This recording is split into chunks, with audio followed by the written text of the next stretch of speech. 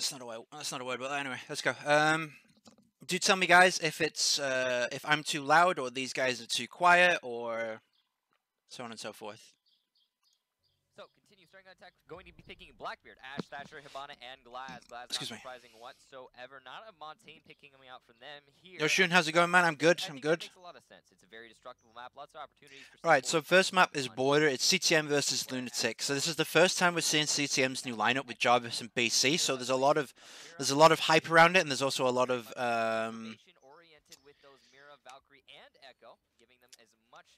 anticipation, I suppose. They've got some big boots to fill after Slash and Young, unfortunately removed from the team, but they're facing off against Lunatic. I'm not really familiar with Lunatic. The only person I know of the team is Mental. The rest of them, I have no idea who they are. But first and foremost, Lunatic going to be putting down some good cameras. Mental Lunatic going to put down some decent cameras for monitors and for office. They've got a Valkyrie, Mira, a Bandit, Jaeger, and an Echo instead of a Smoke. So that's interesting. Smoke typically doesn't get a lot of use out of this bomb site on A because it's very hard to peek and throw the smoke grenades onto the breach there. If it gets opened, it's very, very dangerous, which is why they're probably opting for an Echo. You know, Smoke has to peek to put down his smoke grenades, and if there's a Glaz there or a Blackbeard, you're basically immediately dead, and there's no point. Now, historically, I believe it was Canadian who was playing on cTm, Jarvis is running on Glaz this time around. That's giving Canadian the freedom to play Ash. He's immediately jumping up to the roof there. I wonder why he does that. Wink, wink, nudge, nudge, Canadian. NVK is immediately pushed into East Stairs. Quick drone out, finds that the office wall is not reinforced. Canadian can then Ash it open if they want to do an office attack. As the rest of the team immediately starts to deviate towards this office because the wall is open, they realize that they can probably get away with a really, really easy office take here because of the lack of reinforcements. So that way they can use the Hibana charge to prioritize the mirror windows. They can open up the walls into B, so on and so forth. Mental's looking on the Valkyrie, but he isn't going to find too much at this point. BC's going to hold the cross between the A and B bomb site. NVK is going to put a Claymore randomly on short to long. It's not really going to do much, but hey, it's there. There's the first mirror window, and here goes the first EMP. So that's going to open up the mirror window immediately. Quick. There's a quick mid-round play there from the two of them. Timux and MVK are going to trade a few bullets everywhere. Timux getting off the worst of that. He's going to take approximately 60% of his HP and damage. That's going to be really big. Mira's a big tanky operator. Never mind, he gets headshot. NVK with a really good pre-fire through the mirror window. That's going to take him down, but Yellow's looking a little bit hungry here. He's going to spray to the wall. Nothing's going to happen too much. And here comes the Ash charge to open up the wall into B, and this is going to make Yellow to rotate into the middle of Fountain. NVK, unknowns to him, is going to get picked up by Yellow. So that's the first big pick of the game for MVK going down. He's typically the big fragger for cTm, followed up by Canadian. But Canadian is still alive, and he's playing on his home pick, Ash. Meanwhile, Necrox picks up Mental, the Roamer, as he tries to come up the east stairs. And that's really good for Continuum, as the Roamer is now gone. It's a 3 versus 4, and they've got a minute left on the clock, and the B bomb site is empty. The only thing they need to really contest now is Cookie's Echo Drone, and that's going to be the big contender to stop the plant. But with 48 seconds left, Canadian can smoke up, run in for free, and start his plant. He's got more than enough time to plant, and with the Echo Drone just slowly raining down on top of him, it's going to be a little bit difficult to find as Jarvis is going to try and look for it. Jarvis himself is going to get another tag from the Echo Drone, but they're going to kill... No, beg pardon, the drone isn't killed. So there's only one charge left on the Echo Drone for the next 10-15 seconds before it recharges. So that's going to delay the plant a little bit. Canadian's tentatively looking for this Echo Drone, but he's not going to see it because Kanukis got it on the floor, which is the correct way to play. It doesn't matter either way. Jarvis is going to spot it behind the B bomb site, and that's a big thing for Continuum. Now they can plant for free with 16 seconds left on the clock. Lunatic have to push for push to prevent the plant. Cookies needs to get the first pick onto this Glaz. Doesn't matter. Both of them line up, almost get taken up, but Jarvis a quick flick to get the headshot on Dino, and Canadian's going to finish off Cookies as he peeks around the lockers. So that was a really good round from Continuum. A good attack from cTm, not wasting any time with the roaming game at all whatsoever, just pushing their way into the east stairs, and then the offices themselves. So that was going to be dealing with that mirror window much faster than we're used to with some other teams. Where they that was going to be always in cTm's favor. They left the office wall open. cTm typically a counter-strat team and very, very opportunistic at times, specifically NVK more than anyone else. They find out immediately that they can just get into office for free, and with a quick micro play, there's no pressure on long and short. There's no pressure on monitors, so they can play on long and open up that mirror mirror window immediately with a quick Thatcher Herbana combo. And because they left the wall soft on B, it means that NVK can spam through the wall. Canadian can open it up for a quick rush inside. There's less angles for, less tight angles for cTm to run into. They've opened up the room a little bit more and they've got a lot more to work with. And that's going to be really hard for Lunatic to pick them off as they try and run inside because they have so much freedom of movement, and especially when they're playing on an Ashe, Canadian's on Ashe, he's very fast, so it means he can get behind that B-bomb really quickly. Echo Drone didn't last for as long as they needed to do, but it did delay enough time, but unfortunately they didn't have the numbers to finalize that round. Yo, Adam, how's it going, dude? We do also have a Thermite coming on the Continuing running a similar lineup, but instead they're going to run a Smoke instead of the Echo. So those two operators are interchangeable. They both provide the same support, the same purpose in this game. And Pulse for Valkyrie instead. Pulse basically offers the same thing as Valkyrie, except it's more confined to wherever Pulse is. And it's very, very much more risk-reward based having a Pulse, because if Pulse dies, your information flow stops and you have to rely on the basic cameras. However, having a Pulse there means that he can basically direct the flow of information. Canadian can tell the team where Lunatic are pushing, but more importantly, he can tell them where Lunatic are not pushing, so they can focus all of their efforts on one specific angle. MVK making an aggressive push into monitors. He's got the door open behind him. This is really typical for MVK. He's going to peek out every couple of seconds, check what he can do there. At the moment, Lunatic just holding up on the south balcony. Nothing much has happened now. Just a little bit of droning as Thermite moves onto the balcony. Ashe is going to peek through the double window. He's going to spray through Canadian. MVK really close to taking damage. That doesn't matter. He's going to get 50% of his damage tagged from the Thatcher. From Mental. He's going to prep the window now. That's just so he can jump out, surprise people if he does manage to get that peek out previously. Going to have a little bit of prone funsies here right now. He's going to go prone. He's going to try and look for the head. Doesn't quite get the tap on him. Yellow pushes the door really quickly. And this is NVK's tell that he can peek outside and maybe get picked. Doesn't matter. He's going to take some damage, put some damage onto the Ashe, and then they're just going to back off. So it's a pretty evenish trade. He's traded 1 minute and 15 seconds in monitors and also a little bit of HP. Ooh, quick tagging from Dino through the wall. NVK getting taken down low. Meanwhile, BC taken out by Timix. That's the Roma down. That's big for Lunatic, because now they have free reign over the monitors. They've got free reign over long and short and these stairs.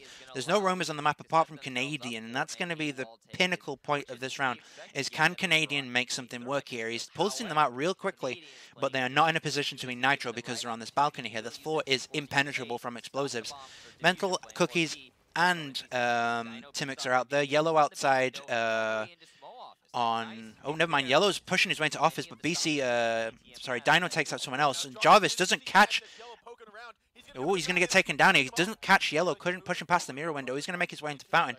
And now they've got a pinch on B. If I'm Lunatic, I'm calling, let's go B. Let's go B. It's open. Canadian with the Nitro from below kills off Yellow, and that's going to be really important.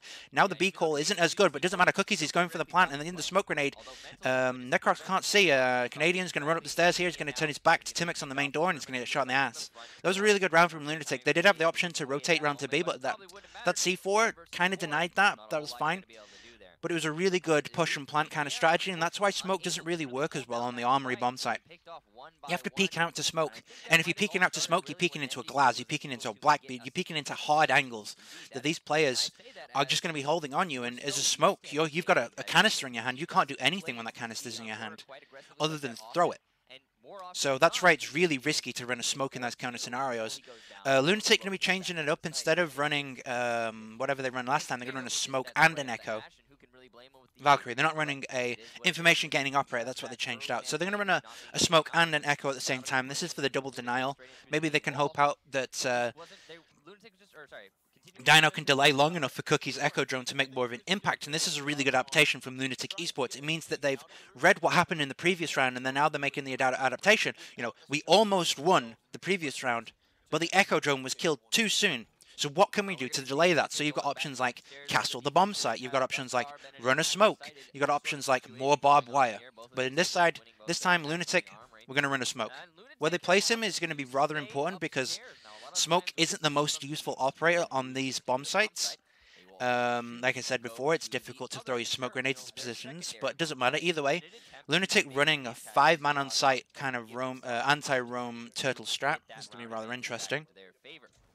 T-Rake. Stick to their guns and return to the Armory again. Now, Armory is very much the favored bomb site on Border, so I can't really blame them. It's similar to... Alright, mirror window being placed at crouch height. The reason why he places at crouch height is the big counter to this mirror window is just to crouch underneath it and plant immediately. You've got a reinforced wall between you two. You can't aim down the mirror window. It's too high up for you to do that. And it's a huge counter to that mirror window. It's just to literally plant in front of it. Jarvis throwing the same drone as before. MVK setting up a nice quick drone inside of the open skylight area. Jarvis is going to skirt around. He's going to spot the Jaeger inside of Fountain. He's going to check the office is completely clear. Canadian's going to drone in as well. And it's a complete East-Stairs take from cTm. They're in less than 45 seconds, so they've got a lot of time to work with here. EMP goes down. Second EMP is going to go down. That's going to try and counter any bandit juggle, but it doesn't matter. Mental's all the way on the A armory wall. They're going to open up the mirror window immediately. Yellow's is still inside of Fountain. Never mind, he's going to back away. This wall here is still unreinforced, it seems like. I can't quite tell. Yellow is going to push immediately into the corner of the Fountain. BC's going to hold the cross on short through the bomb site. That cuts off roamers between, rotates between A and B, and Yellow's going to take a little bit more of a passive position by the further side of this Fountain. Ash goes out again, remove barbed wire, maybe open up the wall a little bit. MVK is not quite convinced that Yellow has left the room, so he's going to slowly slice his way around, and Jarvis is just checking for that peek.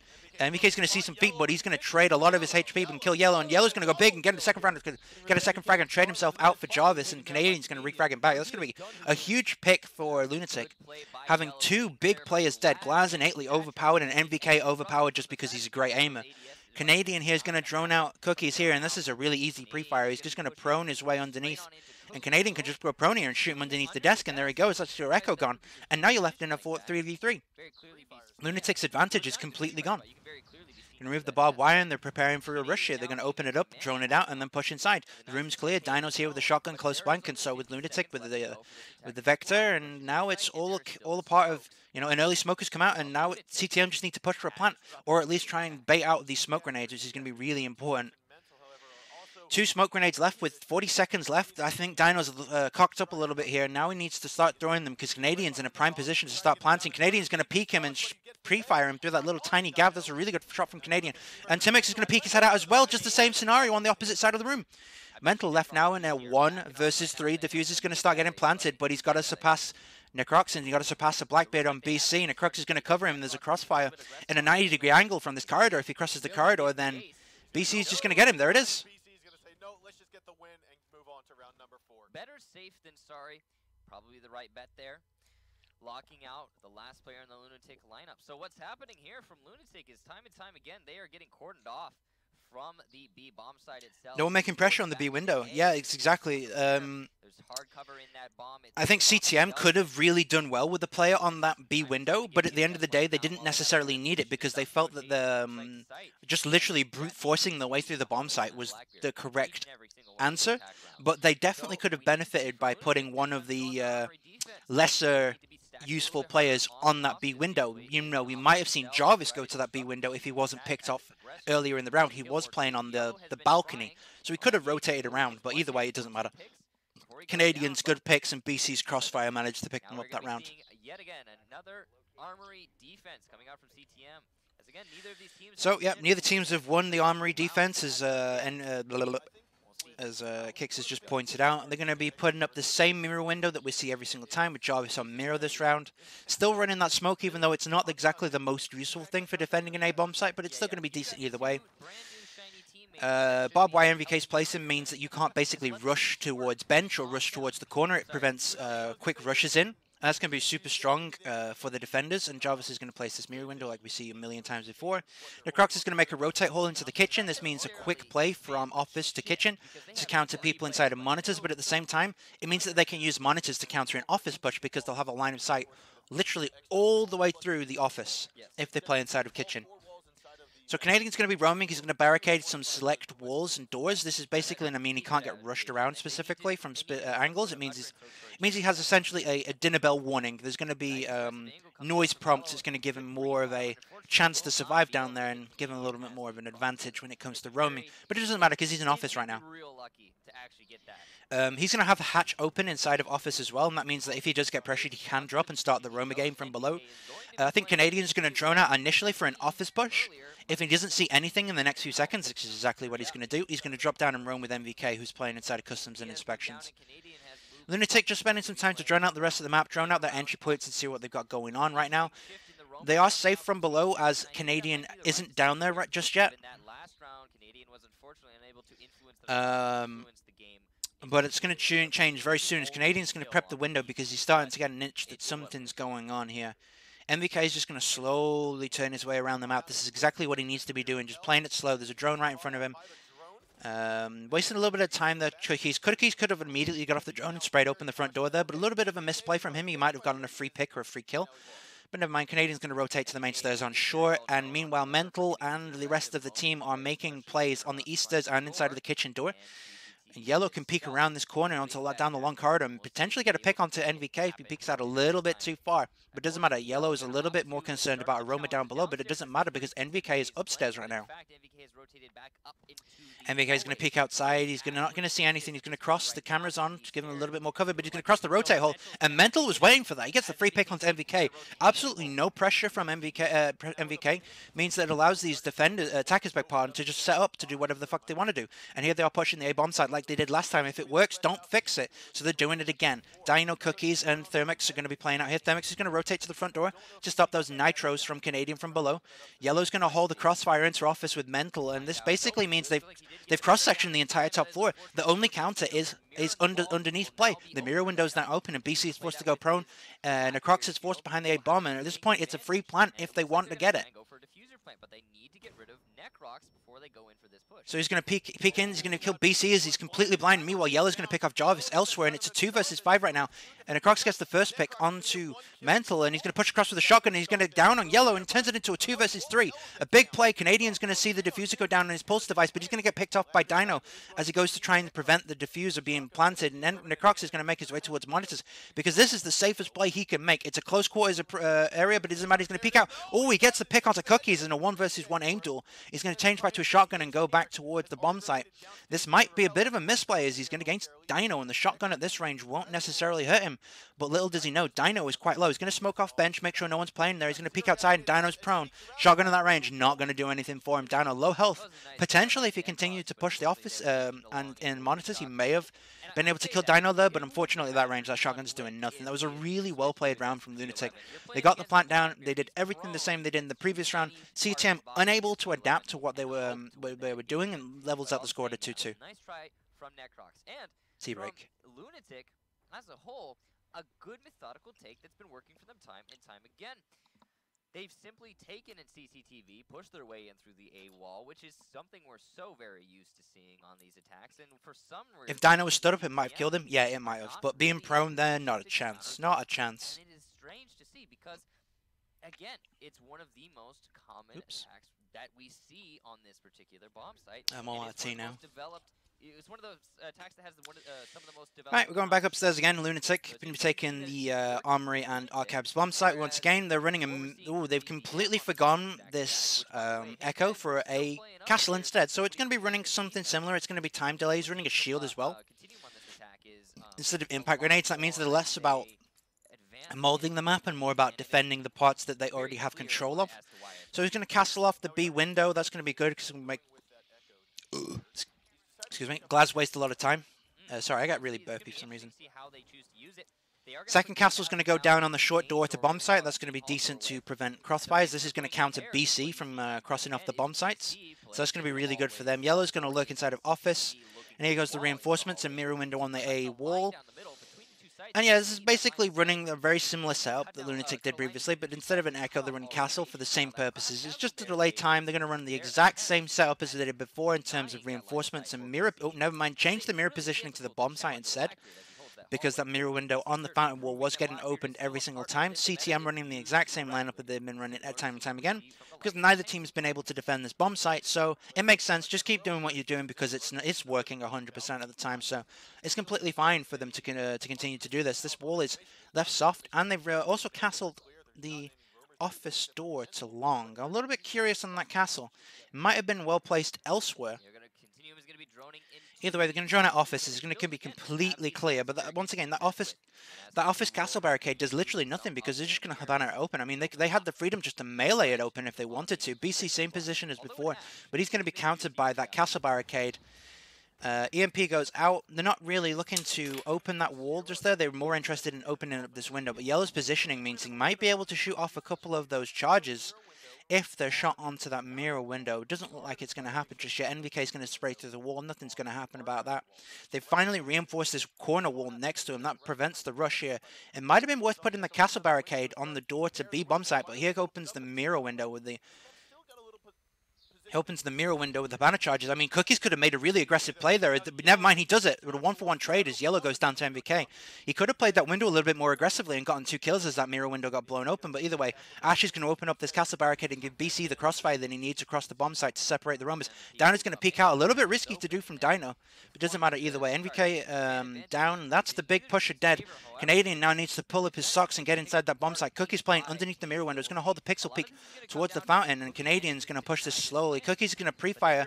Nothing much is going to happen. Jarvis is going to peek through the mirror window hole, and he's going to get a free kill. And Jarvis is also going to get Dino as well at the same time. And good C4 from Timix. Going to take Canadian out, and it's a 2 versus 3 with 50 seconds left on the clock. No smoke, no echo, and Mental's on the east stairs. The bomb site is now clear. The last man is off site, and here comes the call to plant the diffuser. Mental needs to make a mental play right now, or else he's going to lose this round for his team. He's still trying to pressure the east stairs, but Necrox has decided, bugger it, I'm just going to go plant the diffuser. BC's going to hold crossfire down short in case he comes up the main stairs. Never mind, he's going to relocate and look at long door to office, and there you go. That's a pick for BC. Round 5, once again, no one can defend this top side. Again, Lunatic gets their defense picked apart piece by piece. They moved the target, being that mirror window, back a little bit, but unfortunately for them, that's not actually going to change the outcome of the round very much at all. At this point, you need to be asking yourself the question, Lunatic, is it worth giving them office for free? And you need to think of ways that you can defend office more consistently. As it stands right now, they're just getting bent over and taken around town every time they try and defend the fountain and B bomb site. cTm able to open up. cTm's able to open up the entirety of office without spending too many resources, and then they can just dump the rest of the resources on B, which gives them a free bomb site essentially with a heavy spearhead straight into the office. Basically means, hey, we got a free bomb site. There's nothing that Mental can do, not Mental and his friends can do about it. Sorry, Lunatic can do about it. Limix going to DC, so we're going to get the first rehost of the game. Rehost count +1, please. That's good adaptation by them. We're going to be having a rehost, actually, as it turns out. One player having connection issues. We'll see exactly what happens going on. We're going to need this. But I believe we'll just have that round replayed. Yeah, and so, I mean, what we saw there from Border, to me, was Continuum loved pushing the east side. They did it every single time, and it worked out fabulously for them. Lunatic needs to find some way to change that up. Like you had said, they need to expand or migrate. So yeah, here's the first rehost of the game. So far, cTm, a little bit lackluster on the defenses. Lunatic looking really strong on their attacks. It's not exactly either team's that it's fault. I think it's just either team is struggling to get these defense rounds working. In this meta, attacking is so much easier than defending, so... That's going to be a big shift. It's going to be kind of a change, and we'll see if Lunatic is just as capable of attacking ventilation as they are attacking Armory. However, it's gonna moving on. Go for CCTV, push their way in through what would be the upstairs. So after a quick rehost, here we go again. Continuum deciding to take the ventilation room and workshop. So this is the first downstairs bomb site we're going to take. So this time, instead of a mirror, they're running a rook. And instead of running a bandit, they're running a castle. So they're going to get a full reinforcements on the south-facing walls of the workshop. So this is going to be really good to defend against a potential quick plant inside of the A bomb site corner, just on the left corner by the castle barricade. It's becoming really popular to thermite that wall open after pushing open customs and inspections. Necroc's going to make his way back inside, and Jarvis is going to board up again. And they're also going to hold off of the bathroom, which is really common as well on this bomb site. A couple of kill holes into B, nothing special. No rotate holes into B, which is more notable. And it looks like one person on site, 2 if you count BC, and 3 roamers. So this is going to be a real roamer-heavy game right now. So we've got a couple of people running upstairs. Impact hole is going to be opened up between Fountain and inside of monitors.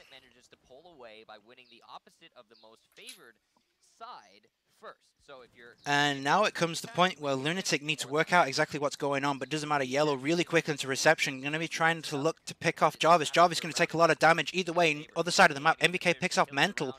That's Thatcher down, and Yellow and Jarvis going to have a bit of a 1 versus 1. Jarvis is going to win it, taking 90% of his HP. Never mind, he's going to get injured. Traded 1 for 1. Yellow's still injured inside of reception, and he's going to need to revive ASAP because NVK is on the hunt. He's right above where Timex is, and he might try and lurk towards him. Never mind, Blackbeard's going to hold the cross all the way down the long corridor. Cookies to the rescue of Yellow, and now it's a really quick 4 versus 4 with 2 minutes left on the clock. There's still a lot left to happen in this round as BC's still chilling inside that bathroom, and Cookies and the rest of the squad look like they're going to rotate their way upstairs and potentially push out this office, which is where a Canadian is lurking, spraying through the wall. Canadian's going to get a little bit scared, not tagged up a little bit, but he's going to rotate back into archives. And MVK, meanwhile, going to pick off Yellow inside of the reception. He's going to peek outside and get a kill. Timux and someone else, Dino, it looks like, still on that east staircase. Timux going to hold an angle. Pixel Peek going to get MVK with a Pixel Peek headshot, quick headshot, and that's the 2 of the 3 Romans down for Continuum. Canadian, the last bastion of hope. He's going to be chilling inside of the monitors right now. And now they've just got to look for him. They've got a minute to find him. A lot of default cameras still live, including exterior cameras. That's a big mistake from Lunatic. That means Canadian can be a lot more safe inside of the monitors. Only needs to direct his attention towards 2 doors instead of 4. And now Timex is just going to chill around here. He might try and think about thermiting his way into the bomb site. Does have BC right next to him on the other side of the castle barricade. Never mind, going to Banner open the correct choice here. A lot less risky. BC's going to hold an angle on the door, and Timex is going to be the first line of contact right here. Canadian, meanwhile, has rotated his way back down into customs and inspections, and he's prowling towards these guys inside of the teller's office. And this is going to be big. If they find Canadian, they should win the round. But if Canadian gets some good picks here, it's over. Smokes come out, 36 seconds over the clock, a little bit early from the Crux, but either way, it's going to get the intended position. Dino and Canadian about to have a 1 versus 1. Canadian's going to peek out, get the injured, but he isn't going to get the kill onto Dino as Timex trades him back immediately. And now here comes a free revive, but doesn't matter, he's picked up by BC, who's going to try and revive, and Cookie's going to peek the same angle pre-fire and try and get this Blackbeard. 20 seconds left on the clock, 2 versus 2. It's looking really grim for Lunatic as the last smoke grenade, goes out from Necrox, and now it's an immediate push onto B, but the camera is up. They know it's happening. They got the prone in the room. These kill holes going to prove really detrimental to this defense here. Necrox is going to push forward. No smoke grenades left. He doesn't see the head of Cookie. He's going to take him down, and that's exactly what they needed. A quick peek from Necrox gives them that round, and a very shaky start from Continuum. However, they pick it back up towards the end as Lunatic sort of stumble over their own feet trying to get into that B bomb site. Either way, a good round from both teams, but cTm's roaming manages them just to win that round. Top of the head over the little desk, but he knew he shouldn't challenge it from that angle because just the off chance that he missed the shot, the Blackbeard would see the bullet tracers and immediately trade it back. So that would have cost them the round in all likelihood. So he went for the safer bet, used the advantage of the peak to get that quick and easy snap onto the Hibana. Right, next round. That was a well-played Lunatic also copying them, moving down to ventilation in the workshop room, running a similar lineup this time around. They're running a mirror though, and a echo instead. Oh, never mind. They're not running a similar lineup at all. Never mind. Screw me, right? They're running a completely different lineup to what Continuum ran. Meanwhile, Continuum running something completely different. And well, Continuum not running the Blackbeard, instead BC opting out for that Thermite.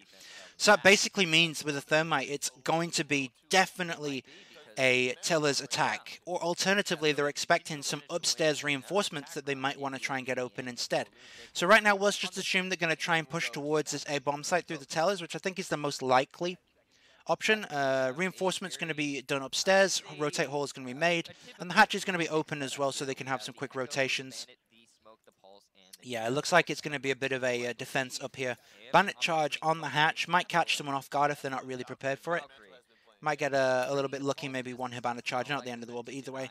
So yeah, some reinforcements up here above the B bomb site. It's going to give them a little bit of rooftop protection, stop from any fuse or buck shenanigans. But Continuum running neither of those two operators, and with this camera still alive, Lunatic getting a lot of information that it's not necessarily going to be an office push, as cTm are all lining up towards customs and inspections and monitors, and it might be that play to push people out of the armory room and take top control so they can have free reign above.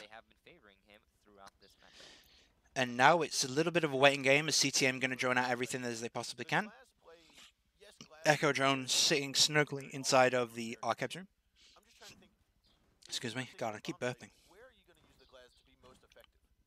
In all likelihood, A lot of droning from cTm, just trying to gather as much information as possible, finding out no bathroom play. That means the defender's going to be much more, what's the word I'm looking for? God, English is such a hard language. You have your echoes and you have your smokes, and you have C4, of course. But apart from that, you have to directly challenge. Much more packed into the bomb site. There's much less room to work with inside of that workshop area. There's a lot of clutter on the floor. Tables, desks, shelves, so on and so forth. Which means there's not a lot of positions that people can play confidently, and it's going to be really difficult for them if they are packed into that room by sardines. But never mind, Necrox, first pick onto yellow. Going to trade 20% of his HP for a kill. That's a big trade. Especially in Necrox's favor, and now they've basically got free reign of office and archives if they want it. No one upstairs right now, but cTm unaware of that, and here comes that Tellers play like we just talked about. They're going to open up the wall from Tellers. Mental, however, going to roam around a little bit, playing a little bit passively. May have been able to pick up Jarvis, doesn't matter, gets him anywhere with a quick pre-fire, but BC's going to trade him back immediately. MVK and BC now going to have time to work with this here. Canadian does have the diffuser though, and he's in the middle of customs and inspections droning. And it looks like Lunatic are all just staring up to the top as no one's really paying attention to these entry points apart from Cookies. Basically, quick smokes going in, and it might be a quick plant if cTm really want to get one. Grenade's going to go in, remove the barbed wire. Thermite's going to walk up here and try and open this wall, and he's going to get it because the smoke grenade completely denies an aggressive push to stop him. Cookie's going to peek out. He's going to take a lot of his damage pre-fire for MVK, and he's going to get the kill. MVK's potatoes. Very uncharacteristic of him. Nitro placed on the ceiling. Not really going to do much there as Canadian makes his way around to try and plant the diffuser, but he's going to pick up Timex on his way there. BC's going to peek inside of this destroyed mirror window, and Cookies is going to hold an angle towards the other door, but this isn't where cTm pushing from. cTm are pushing from A. BC's going to push around to here. Oh, Cookies peeks away just at the wrong moment as Canadian pushes around towards the hallway, towards this broken wall. As wow, BC makes an aggressive solid snake push through there. He's going to get picked up by Cookies though for his trouble, and Canadian pushes in aggressively, and he's going to get the pick onto Cookies. He's going to plant the diffuser. 1 second left on the clock. All Dino needs to do is spam through the wall and might be able to get the down on Canadian, and doesn't get it. 2 versus 1. 40 seconds on the clock.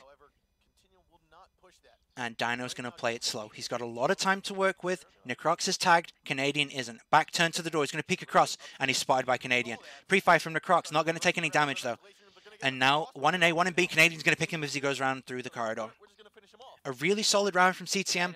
A good adaptation to snake around the map. Get picks in specific areas, and now they're moving around. And they realize that, hey, they're not holding bathroom.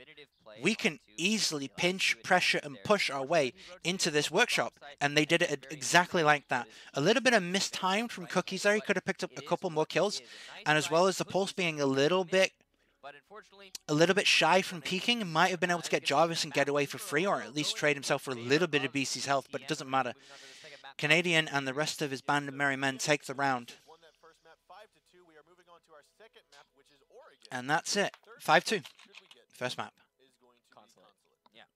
Can't wait to see Console. It's been a while since we have. It's not one of the most commonly played maps in this particular Pro League so far.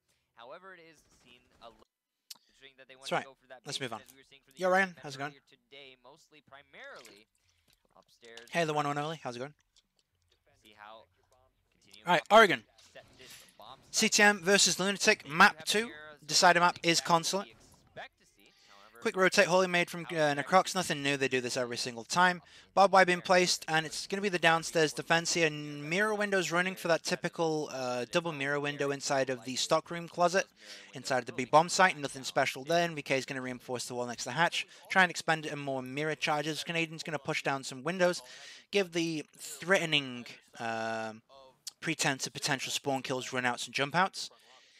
And now the question is what does cTm want to do with this downstairs defense? Do they want to do an extended defense inside of the meeting room, or do they want to just run some organic roamers around the map with a little less defenses to assist them? Oh, never mind. Canadian's just going to run down here as Lunatic set up heavily for a construction tunnel push. But it doesn't matter because fucking cTm have got 3 people chilling here. However, cTm is ready to receive this. They have 4 players. This is going to be pretty interesting. No, 3 now. They don't need 4. It's unnecessary. But first smoke goes out from Necrox. Pulled out 2 minutes and 30 seconds left on the clock. That's a long time away from when he should be throwing them, but it stops Timex from pushing this aggressively. There's 4 people from cTm are set up here to stop this push. And now they're going to try and destroy the barbed wire, trade a little shots left and right, but no one's going to get hurt or injured. And now it's a little bit of a stalemate with 1 minute left on the clock. Continuum have literally lost nothing, and Lunatic have lost a minute. No ground gain from Lunatic as they're going to spend the time joining out tower and having a look for certain things and aspects, and Canadian's going to spot them going up the side of tower, and this immediately is a huge tell for Continuum. Hey guys, they're doing a tower push, as this allows the entirety of Canadian's teams, cTm, to essentially just angle themselves towards this particular part of the map, towards the north part of the map, as this is where all the pressure is going to come from. All the hatches reinforced, so there's no chance of a quick rush. And now it's all about taking the time, clearing things out, and doing everything correctly. Meanwhile, BC and NVK, beg pardon, pushed up into classroom as he knows it's clear. Canadian is going to be feeding him a lot of information, as well as his camera's going to be alive. Dino's drone just spots him. And now he's going to rotate into kitchen. He's going to follow the drone around. He's going to play Ring Around the Roses with the drone, but it doesn't matter. Dino's going to spot him out there. And first frag of the round, Canadian gets killed by Timix as he trades himself 1-for-1 with yellow. Double down almost, it looks like, as the smoke grenade is going to go down. He's going to peek into the corridor. He's going to pick up MVK. Oh, almost gets a Necrox beg pardon, MVK. And BC saves him just by spamming this corner here. A little bit of potato there from Timix, but it doesn't matter either way. They're going to gain a little bit of ground and get more importantly, the glass into the corridor, which is important. Smoke grenade's not going to go quite deep enough to give him enough cover to peek this corner fully. NVK, meanwhile, going to peek inside of meeting room, going to pick off the Habana, and now the hatches can't get opened as Jarvis gets a pick onto Dino through the wall. Ooh, almost picks up Timix with a second frag as well. Necrox playing close right with a shotgun. He can play that for free. There's no thermite. There's no Habana. So this is going to be a lost round for Lunatic as they're 2 versus 4 with 30 seconds left on the clock. NVK once again picking off yellow above as he goes aggressive. And Mental's going to peek around the corner. He's going to get up a BC. And Necrox in the meanwhile is going to kill Timix as he peeks the corner. The Lunatic attack kind of stalled out there a little bit. Yeah, it's a little bit of a shaky start there from Lunatic. Too much emphasis on trying to push out that construction tunnel with 4 members of cTm essentially prepared and ready for it. That's basically going to cost them a shitload of time. That's basically going to ruin their entire chances of winning the round, as it allows NVK to essentially infiltrate the rest of the map and play completely freely. And that's a huge mistake from Lunatic. If they're going to try and do this next time, they need to have a drone prepared and ready inside of that blue construction room, just to get some intel. Are they holding this room point blank with a shotgun, and is it worth it to push it? 9 times out of 10, the answer is no. Meanwhile, Lunatic also going to be running the downstairs bomb site, running a similar operator lineup, but instead of the bandit, they are running a Echo instead. Running this stop the plant kind of strategy here. This is what most teams are doing these days. It's a really good way of stopping those quick plants behind the washing machine or the washing baskets. Running similar reinforcements and similar barbed wire placements, nothing new, apart from the hatch being open into the electric room. That is different. Timix going to use actually one of his mirror windows facing down the stairs to the tower. That's going to prevent any pushes down the stairs, and it's also going to give him a lot of information on things like glass pushing it as well.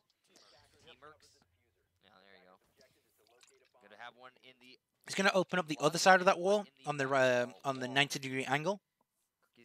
That's going to give him a little bit of ability to play, and it also means if he plays in the left side of the mirror window, he might be able to see into electrical room by the angles that he's going to get from that mirror window. But meanwhile, cTm looking to drone out the rest of the map, and it looks like they're going to do a lobby push, a quick entry from Canadian here into the garage.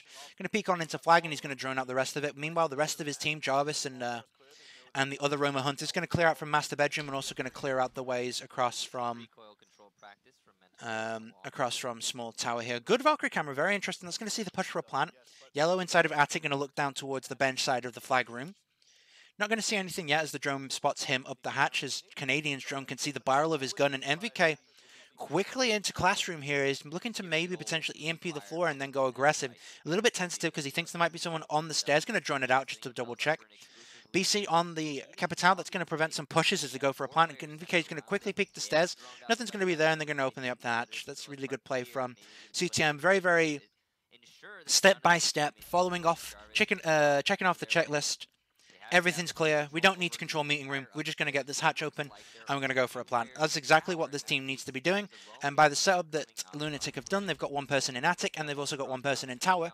There's only 3 people on the bomb site, and there's less people to contest this immediate push to the bomb site. As NVK is going to push down the stairs, a little bit scared of someone maybe playing close to the shotgun, but the hatch is open. The odds of that are unlikely. BC's going to molly the right corner of the washing room and make sure no one's playing close with a shotgun. No one's there, but Lunatic's going to be holding this angle down the main stairs, and this is dangerous. If anyone came to check the main stairs where NVK is playing right now, they would be dead, but it doesn't matter because NVK's already made his way here. Claymore down on the main stairs, and now they're just waiting to destroy the barbed wires. Now NVK is going to drone information. Is the one inside of the small room? Is the one inside of laundry? So on and so forth. There's the one inside of the corridor. No one's in the laundry, and there's a rotate hole into the B-bomb site.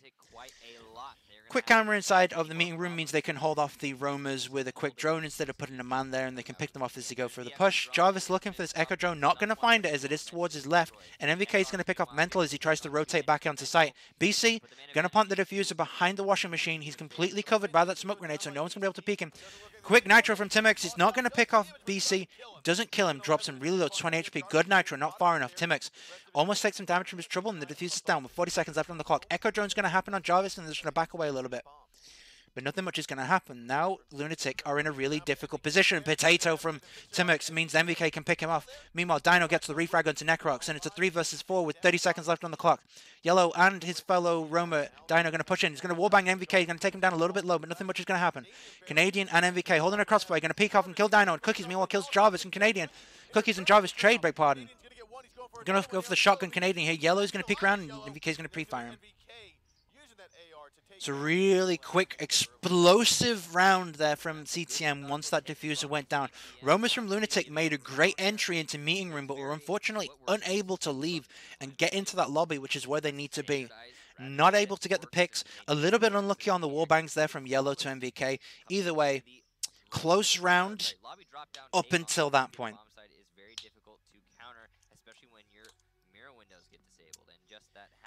I think what needed to happen there is that Lunatic needed to put more pressure on the meeting room. They needed to have players in the meeting room early so that people are much more pressured on the cTm roster to keep their eyes on it. And on top of that, people need to make more aggressive plays underneath. They need to risk it for the biscuit, as the saying goes here in England. They need to push the hatch. They need to push through the washroom into the laundry room and up the stairs. They need to make those aggressive plays because standing still doesn't defuse the diffuser. Plays defuse the diffuser.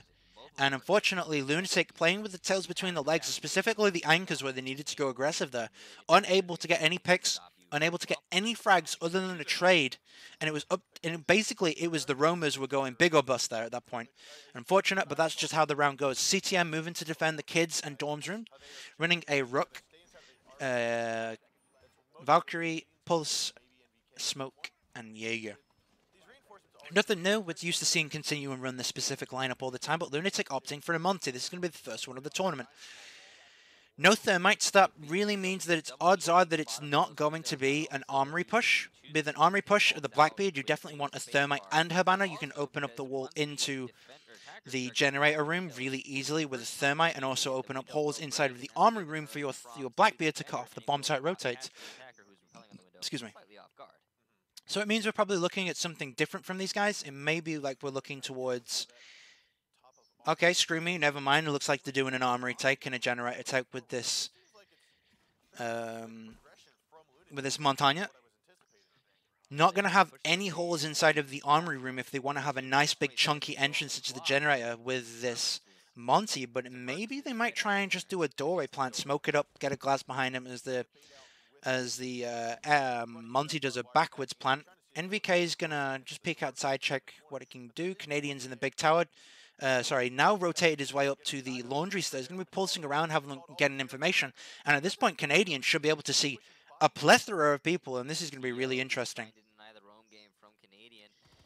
So Canadians basically called that, right guys, I see like 3 or 4 people up here. It's 100% going to be an Armory take. So this means all of the roamers can focus the guns on this direction and all of the anchors can too. No pressure onto the A window, meaning that BC and the rest of the players in Generator can also keep their eyes on here. Meanwhile, Mental's going to pick off the Canadian. A quick peek, and that's a Thatcher down. But cTm not running a Bandit or a Mute, so it's not going to be the end of the world. As Timex is just going to make sure no one can push up this ladder. He's going to play around the door, but Canadian's going to rotate back round to the laundry. He's going to pull out his pulse device, and he's going to spot the rest of the Lunatic lineup. He's going to spot Dino, he's going to spot Cookies, and he's also going to spot Yellow just above him now if he peaks a little bit higher, but it doesn't matter. He's just trying to get information. See, the Canadian, not necessarily looking for a fight. He just wants information for his team. He wants to find out where things are and what's going on. He knows that there's someone going to be outside of that front door. Temerks is picked off by Necrox's smoke as he's inside of the gas. Ooh, Cookies kicks off MVK as Canadian makes an aggressive push into the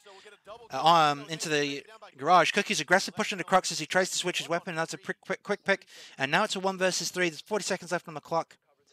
And now it all comes down to Cookie's clutch. Pulsed out the entire time. He's basically got no chance at this point. He needs to kill Canadian, then he needs to kill 2 more players on a crossfire. And Canadian's going to get him with a quick pre-fire and a re-peek. Get that quick 2-0 going up against Lunatic. Lunatic seeming to have a nice struggle with them, or with Continuum on border. In those early rounds, however, have since lost grasp, really, of their chances to win this. It's looking like it's slipping away. So, currently 3-0. cTm on the attack now. Lunatic looking to defend downstairs once again. If it ain't broke, don't fix it. Oh, never mind. They're trying to fix... Nope. Yeah, they're definitely trying to fix something here. cTm not happy with how things went previously. Going to change out Canadian to a sledge instead of an Ash. This is going to give him a little bit more destruction. And a couple of grenades to boot. As a quick switch up from the Lunatic lineup means they want to try and defend the top floor instead of basement. It didn't work last time, so they're going to try this again. This is an unlisted video, so you can't see this. I only can find this because it's in my history because I watched it last night. Automatically qualify for the next season of Pro League. So Timix placing a very unusual mirror window. It's going to face towards the armory, and this is basically an anti-armory mirror window. It's not going to be the biggest deal, but it's going to be something big if they decide to push armory. Second mirror window going to be placed on the middle panel of the kid's bedroom facing the A-bomb site. As Dino makes some holes through the floor to underneath the camera towards the white stairs window, and that's going to basically give them some angles down the floor as they try and push up the white stairs. This is a really good counter strategy to potentially a window push and a armory push. But one thing that it does not counter, that mirror window, is a kid's bedroom push. Right now, kids' bedroom pushes are very, very much in the meta as the floor is going to get opened up here. This means they could be able to see the windows from below. But yeah, right now the strongest thing in this game is a kid's windows push because it's very, very hard to counter once the player in kids is dead. Retaking kid's bedroom is almost impossible. Canadian quickly entering garage once again, going to drone out the lower floor here around the lobby. Classroom's clear, as well as Necrox is also going to be droning out this reinforcements here, and not going to find anything as Yellow's playing inside of the bathroom. Drone's going to spot him out, and now they know where he is. His door is boarded up, so they do have a sound prompt if he does try and leave. And they're constantly droning the same things here. cTm wasting a lot of time trying to find out where Yellow is. But they already know where he is. He can't leave. The door is boarded up. And now it's just a little bit of time wasting from cTm as they're going to try and slowly box in Yellow. Canadian pushing around quickly from the opposite side. Yellow not going to be aware of this as Canadian's going to peek around with the SMG-11 in hand. Him and Yellow going to have a bit of a 1 versus 1 now. Going to fight, and it's a trade.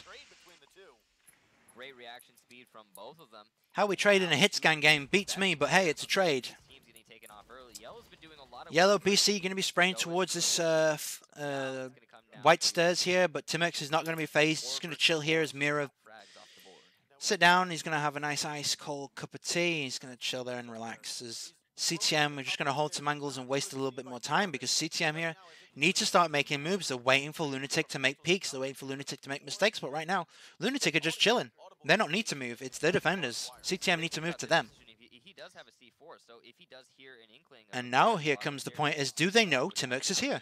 If they don't know Timix is here, they're going to push up this staircase and they're going to be completely bamboozled. The flashbang's going to come out and Timix is just going to play it cool. He's just going to wipe his eyes a little bit as nothing much is going to happen. And Molly's going to come out, but he's going to molly the door. Timix is going to shuffle a little bit to the left. That's really close, and they think it's clear. NBK is going to push up the stairs. It's a headshot quickly, and a second kill on BK as well. BC, beg pardon. Timix big play. Meanwhile, Necrox taken out as mental on the other side of the map. And now Jarvis is the last man standing in a 1 versus 4 with 40 seconds left on the clock. He doesn't have the diffuser, and now he needs to push into a 3-man crossfire. Timix with a nitro in his hand, an echo drone above his window, and Jarvis at this point, the word for this is, you're fucked. Jarvis set in a position to 1 versus 4 coming from that big window. So instead, he's going to drop down. He's heard. It's been heard from Timex. He's going to hold an angle onto the window. Jarvis is just going to break the window, vault inside, and There dead. it is. T-Mercs with a triple kill. The double there on the stairs was That was fabulous. Timex, big plays in that round. He's going to get a 3K and basically win it for his team. NVK, a PC, slap on the wrist, not droning that out. It is a little bit of an uncommon position to play, but at the same time, not droning up that staircase is completely bad. My wording there was terrible, but so was the play.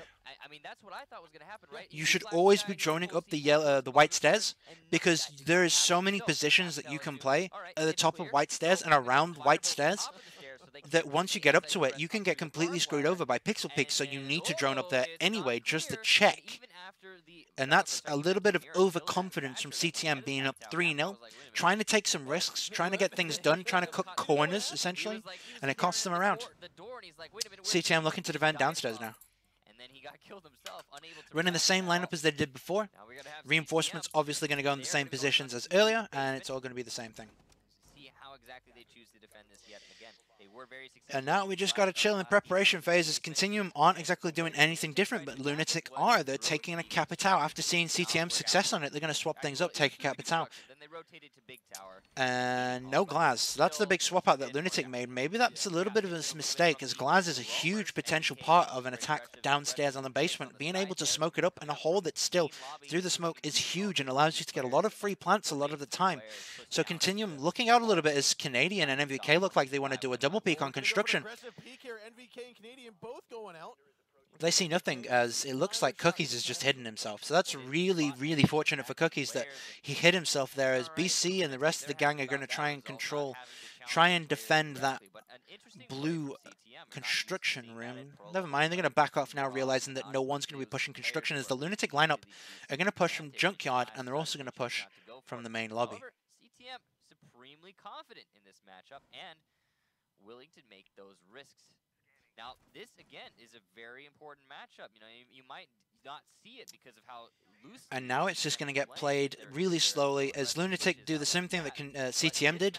Check the check boxes, clear the rest of the map nice and methodically, nice and slowly, make sure every single nook and cranny is droned out up until meeting room, and that basically gives Lunatic control of the full map as they're going to set themselves up for a lobby take. Pretty bog standard. Hatch is going to get open. They're Canadian. Very fortunate that no one was peeking down the hatch at the same time. You know, being caught with your pulse scanner in hand is essentially being caught with your pants down. Is he wouldn't have been able to frag, he wouldn't have been able to sprint, he would have been completely stuck and bamboozled in that scenario. Now they're going to start joining that meeting room as no one's there, as it looks like cTm are running 5 in the basement.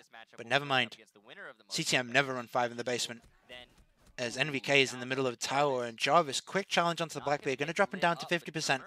Not the biggest thing in the world, but Timex is going to have some itchy knees for a little while as his legs are now riddled with bullets, and NVK still skulking around meeting room and tower. He's going to try and come around later on in the round and get some things working out for him. Barbed wire still alive, 1 minute 20 left on the clock. No ADS is here, so they can remove this barbed wire if they feel like it. Lunatic do have 2 Ash charges to remove barbed wire, and Timex is going to slowly play on the staircase as Dino comes down the stairs as well. Dino still not used his gadget just yet, so this is going to be really risky for Dino to peek this, because the Crocs might be able to peek him. The drone's immediately going to kill that, and this is risky.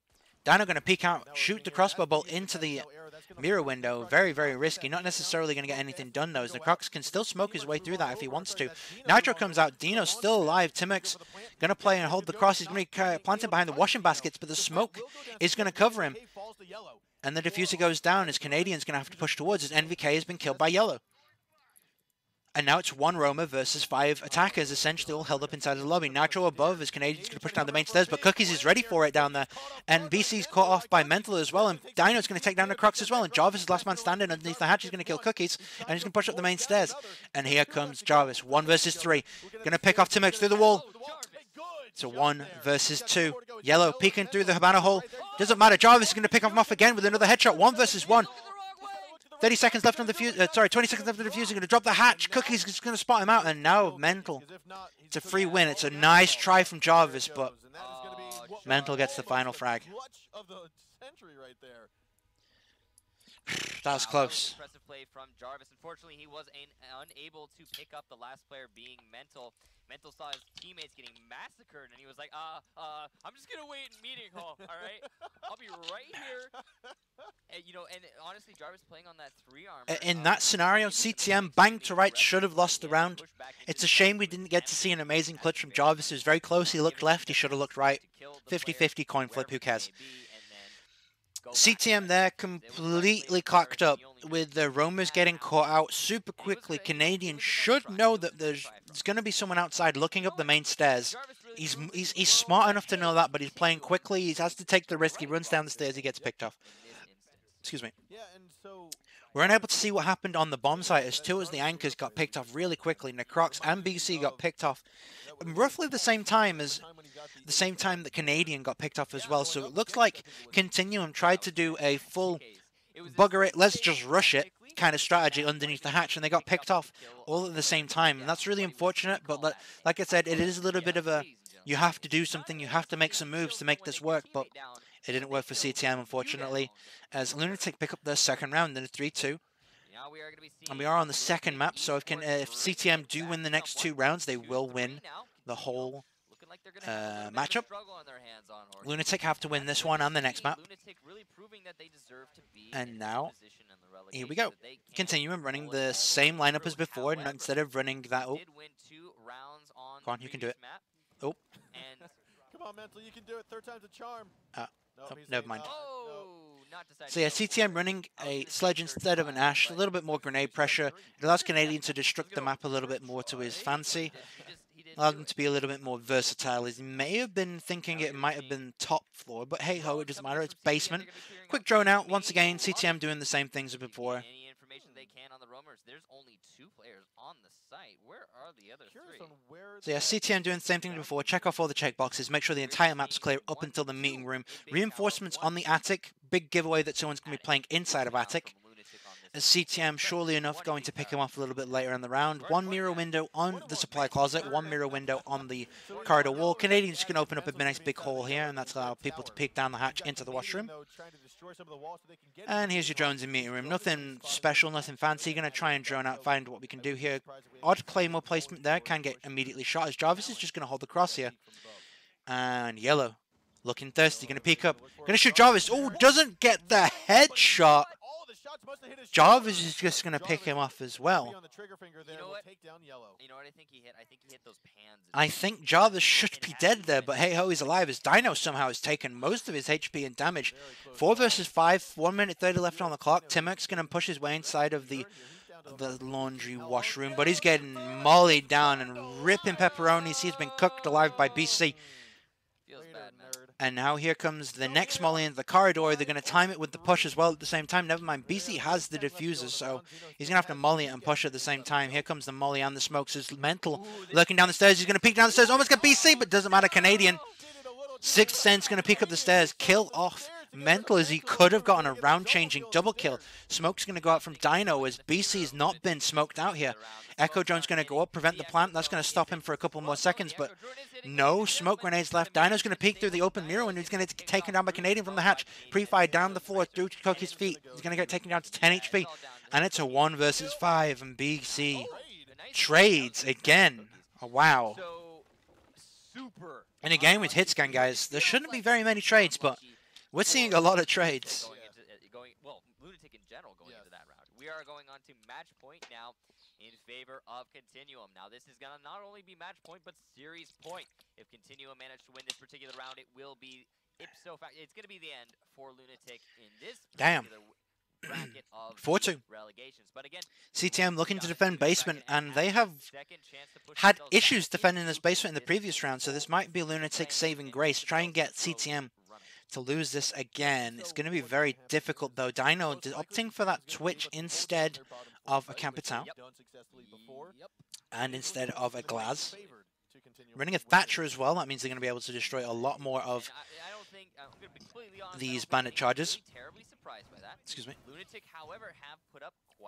So what Lunatic have done here, they've set up a contingency plan. They're going to try and Twitch open these mirror windows, and if they fail at Twitch and open the mirror windows, they have the Habana and Thatcher combo to try and prevent the window from being opened.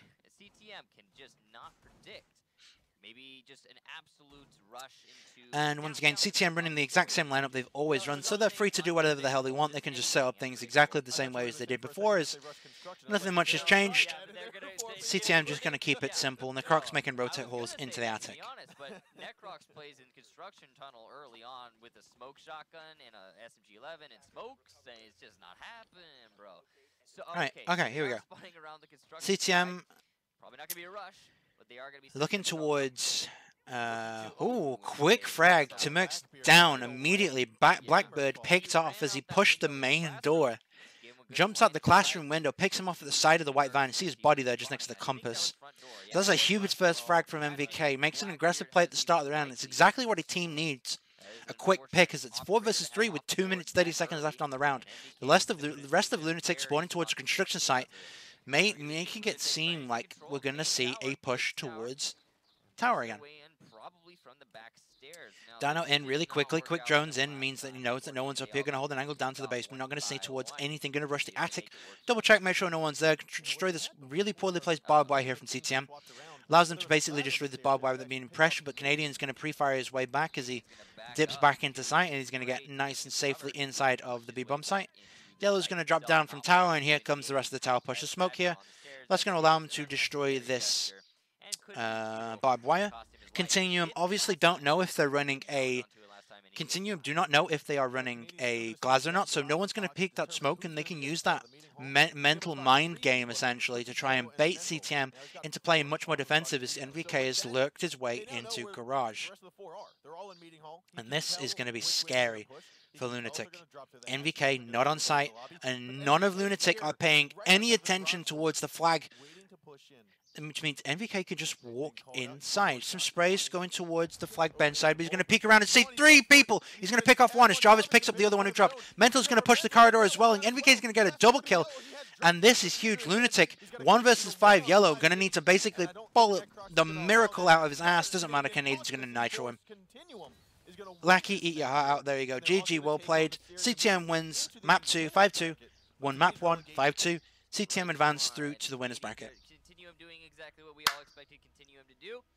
That is as predicted. Damn. And I think that for the most part, it looks like the new roster for Ctium is feeling pretty confident going into so yeah, this the new cTm roster doing really well against Lunatic right now. 5-2, 5-2. Some shaky rounds where things need to happen, but they do make the adaptations that they need to win. They are the favorite because they've won 2 and then what we're going to do now, guys, is we're going to skip to the next match.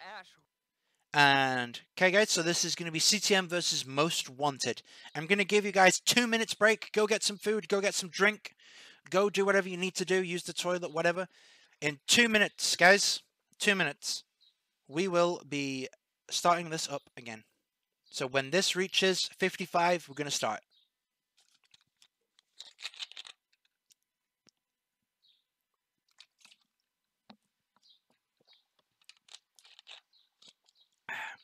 So yeah, 2 minutes break, guys. Take your time, do whatever you need to do. And use this time to browse Twitter. So yeah, the lineup looking really strong.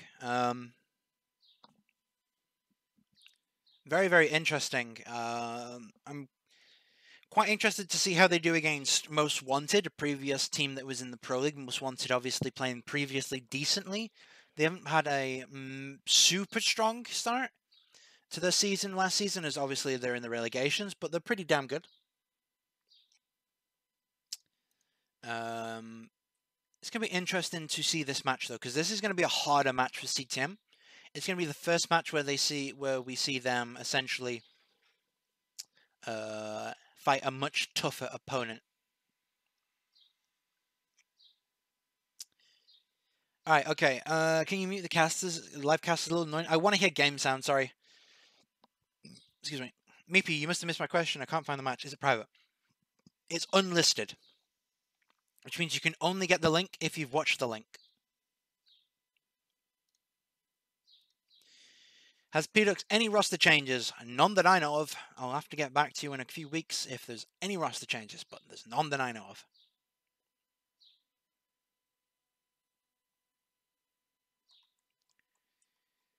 Whew.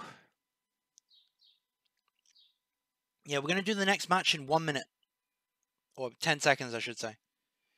What do you think about the addition of Jarvis and BC? IMO cTm certainly looks much better than they did. So I'll give you a full analysis of that once we've watched the next matchup, which will be the last one for today. And then, yeah, we'll talk about it a little bit more as we go into the next match. Oh, right, guys, let's get this on the road. Let's change this back to watch. Nope, wrong one. Here we go. Yo, Hobbs, how's it going, dude? Alright, we all ready, guys? Everyone got your food? Everyone got your odds and sods? I will link this for you. I'm not cheering for anyone, Quest. I just want to have a good show. Alright, so this is cTm's first big challenge. Lunatic did give them a little bit of a run for the money in some of those rounds, but now they're against the previous Pro League team, and we'll have to see how they do. Going to the contrast, Most Wanted will be bringing Mirror, Smoke, Pulse, Valkyrie, and Bandit. We'll see exactly how that works out for them. Oh, hey, look, it's Border. First, that is as predictable. We all understand that that is the site to defend on Border. However, previously, when it was, I believe, Lunatic versus Continuum, neither team were able to defend this upstairs bomb site, and thus the first team which rotated down into the ventilations was Continuum, and that was the first defensive round that was won. We'll see if that is going to be a continued trend on this particular matchup, or if Most. I'm going to sneeze in a second. Sorry, guys. That's why I'm not talking. Going into this first Armory defense. I feel like what we're going to see here from a defensive setup is going to be very similar to what we saw with Lunatic. We already see the mirror window facing the side of the offices, which we already know. I'm photosensitive, so looking at bright light makes me sneeze. It's not that Most Wanted is able to. Okay, here's it's really weird. If Most Wanted had I'm going to turn my fan on. If you can hear the fan, guys, do tell me. I'll turn it down. Lunatic, they would likely be very prepared for this particular map. However, they were busy playing. Pointing it down at my legs now, so you should be able to hear it. Nat Geo running, not Geo, beg pardon, running outside to make himself. Yeah, that's a fake out from Geo. He's going to pretend that there was a camera thrown out of that east balcony. Sorry. And now cTm are going to be a little bit scared of potentially a camera, but it doesn't matter. A quick push into the east stairs from Canadian and MVK. Going to take control of the east stairs. They're looking towards do an office push as the wall is once again not reinforced. A lot of teams opting not to reinforce these walls here. And it might be worth their time to reinforce these walls because it would waste some of these it'll waste some of these Habana charges, which is going to be super important. And once again, here's the mirror window, and cTm, of course, know how to deal with this mirror window, and now it begs the question, why the hell doesn't Most Wanted just reinforce that wall in front of my man right now? It'll force out more of those Habana charges and potentially make it a lot harder to push into this room. A little bit of a poorly thrown Thatcher device. Thatcher device is going to go off. It's going to immediately Habana the window, and meanwhile cTm going to immediately get the frag onto my man, and now they have complete and total office controllers. There's no one else about him. There's two people inside of B and one person inside of... Sorry, two people inside of A. Ooh. Quick C4. Gemiwemi's going to drop down. I think he did it on accident, so that might be a little bit of a misplay. Ash going to remove some barbed wire just here. BC once again holding the cross into the A bomb site. It's going to split off rotations between the two bomb sites, as we've seen this done a million times before. As Geo's been ID'd to be behind the B bomb. Oh, he's going to pick up Jarvis, though, as Jarvis tries to pressure him from the B balcony. And Canadian's going to slowly peek his way around here. Geo's going to spam the wall, and nothing much is going to happen. Is a crossfire spam from the A-bomb site. Nitro Toss is going to go out, and nothing much is going to happen of it.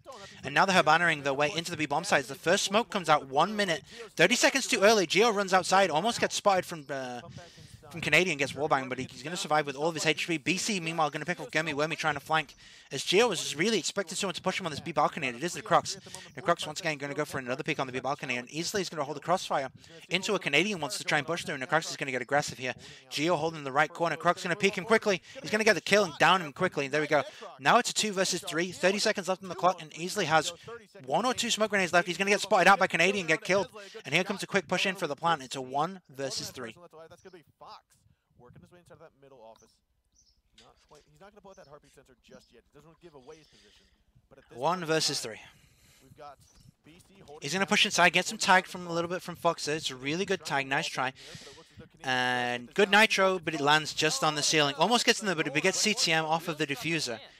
And now he has a little bit more time to work with. He's going to push inside, and he's going to go for the hit by, but he runs out of ammo, and so just Canadian gets the kill there. If Foxer had a little bit more ammo, he would have gotten that kill there. If he didn't spam towards Necrox to get him to push down the main staircase, he would have killed Canadian.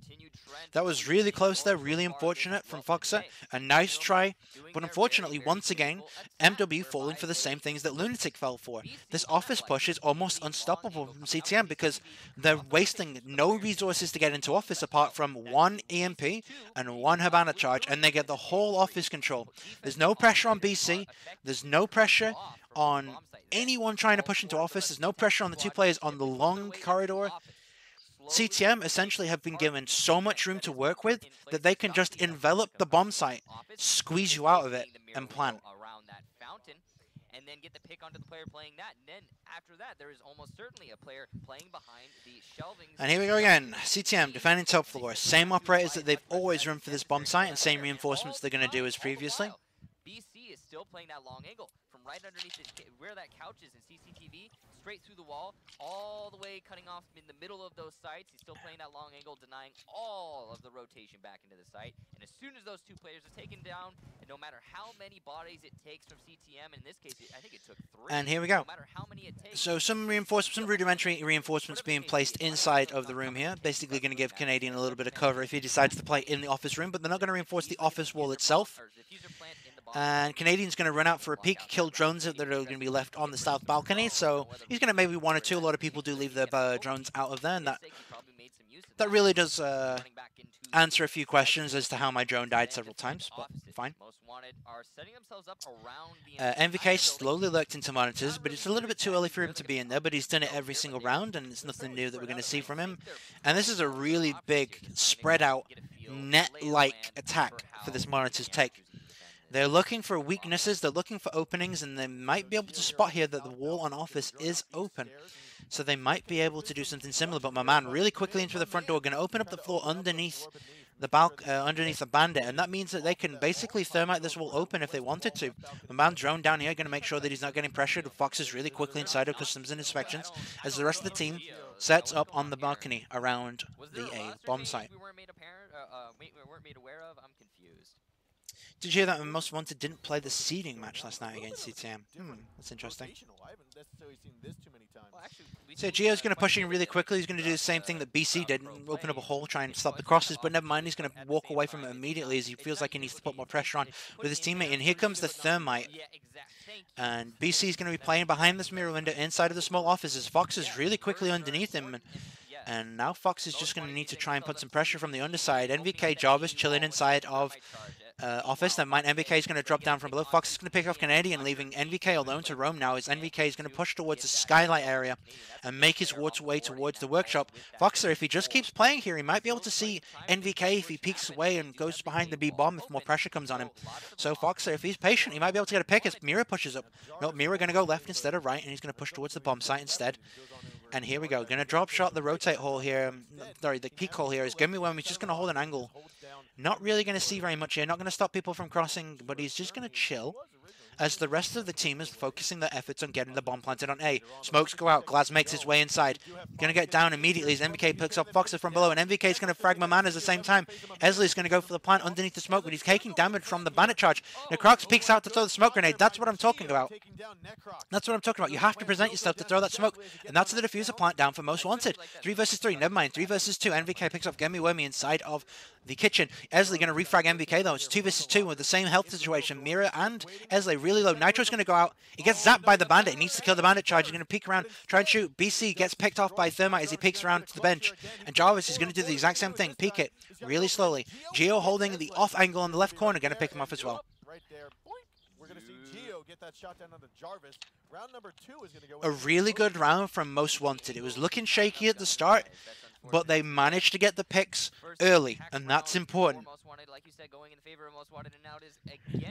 Once again, the problem with that mirror window that cTm placed is if you don't place the mirror window at a crouch height, You can cTm plant last time they were in underneath the this window for free. situation, You they were the can't first ones see to rotate down around it. the mirror window, Ventilation, it so looked you like can most just of the hug time the shifted window though to and Army, plant, so and it's no one can possible stop you. to And if step you got a into person that. on the It's door, probable that we are and you got a going to person on see the him thermite go hole, onto they that hold next a mirror route. crossfire, So and if you he doesn't can't get peek ventilation, to then stop that it. might be what we saw So last time. unfortunately, Repeated cTM that they falling put themselves for with a round advantage in that the situation. same things But they fell for it's against possible that Lunatic, Most because Wanted could Lunatic did see the what exact cTM same is thing doing on against them spec and as well.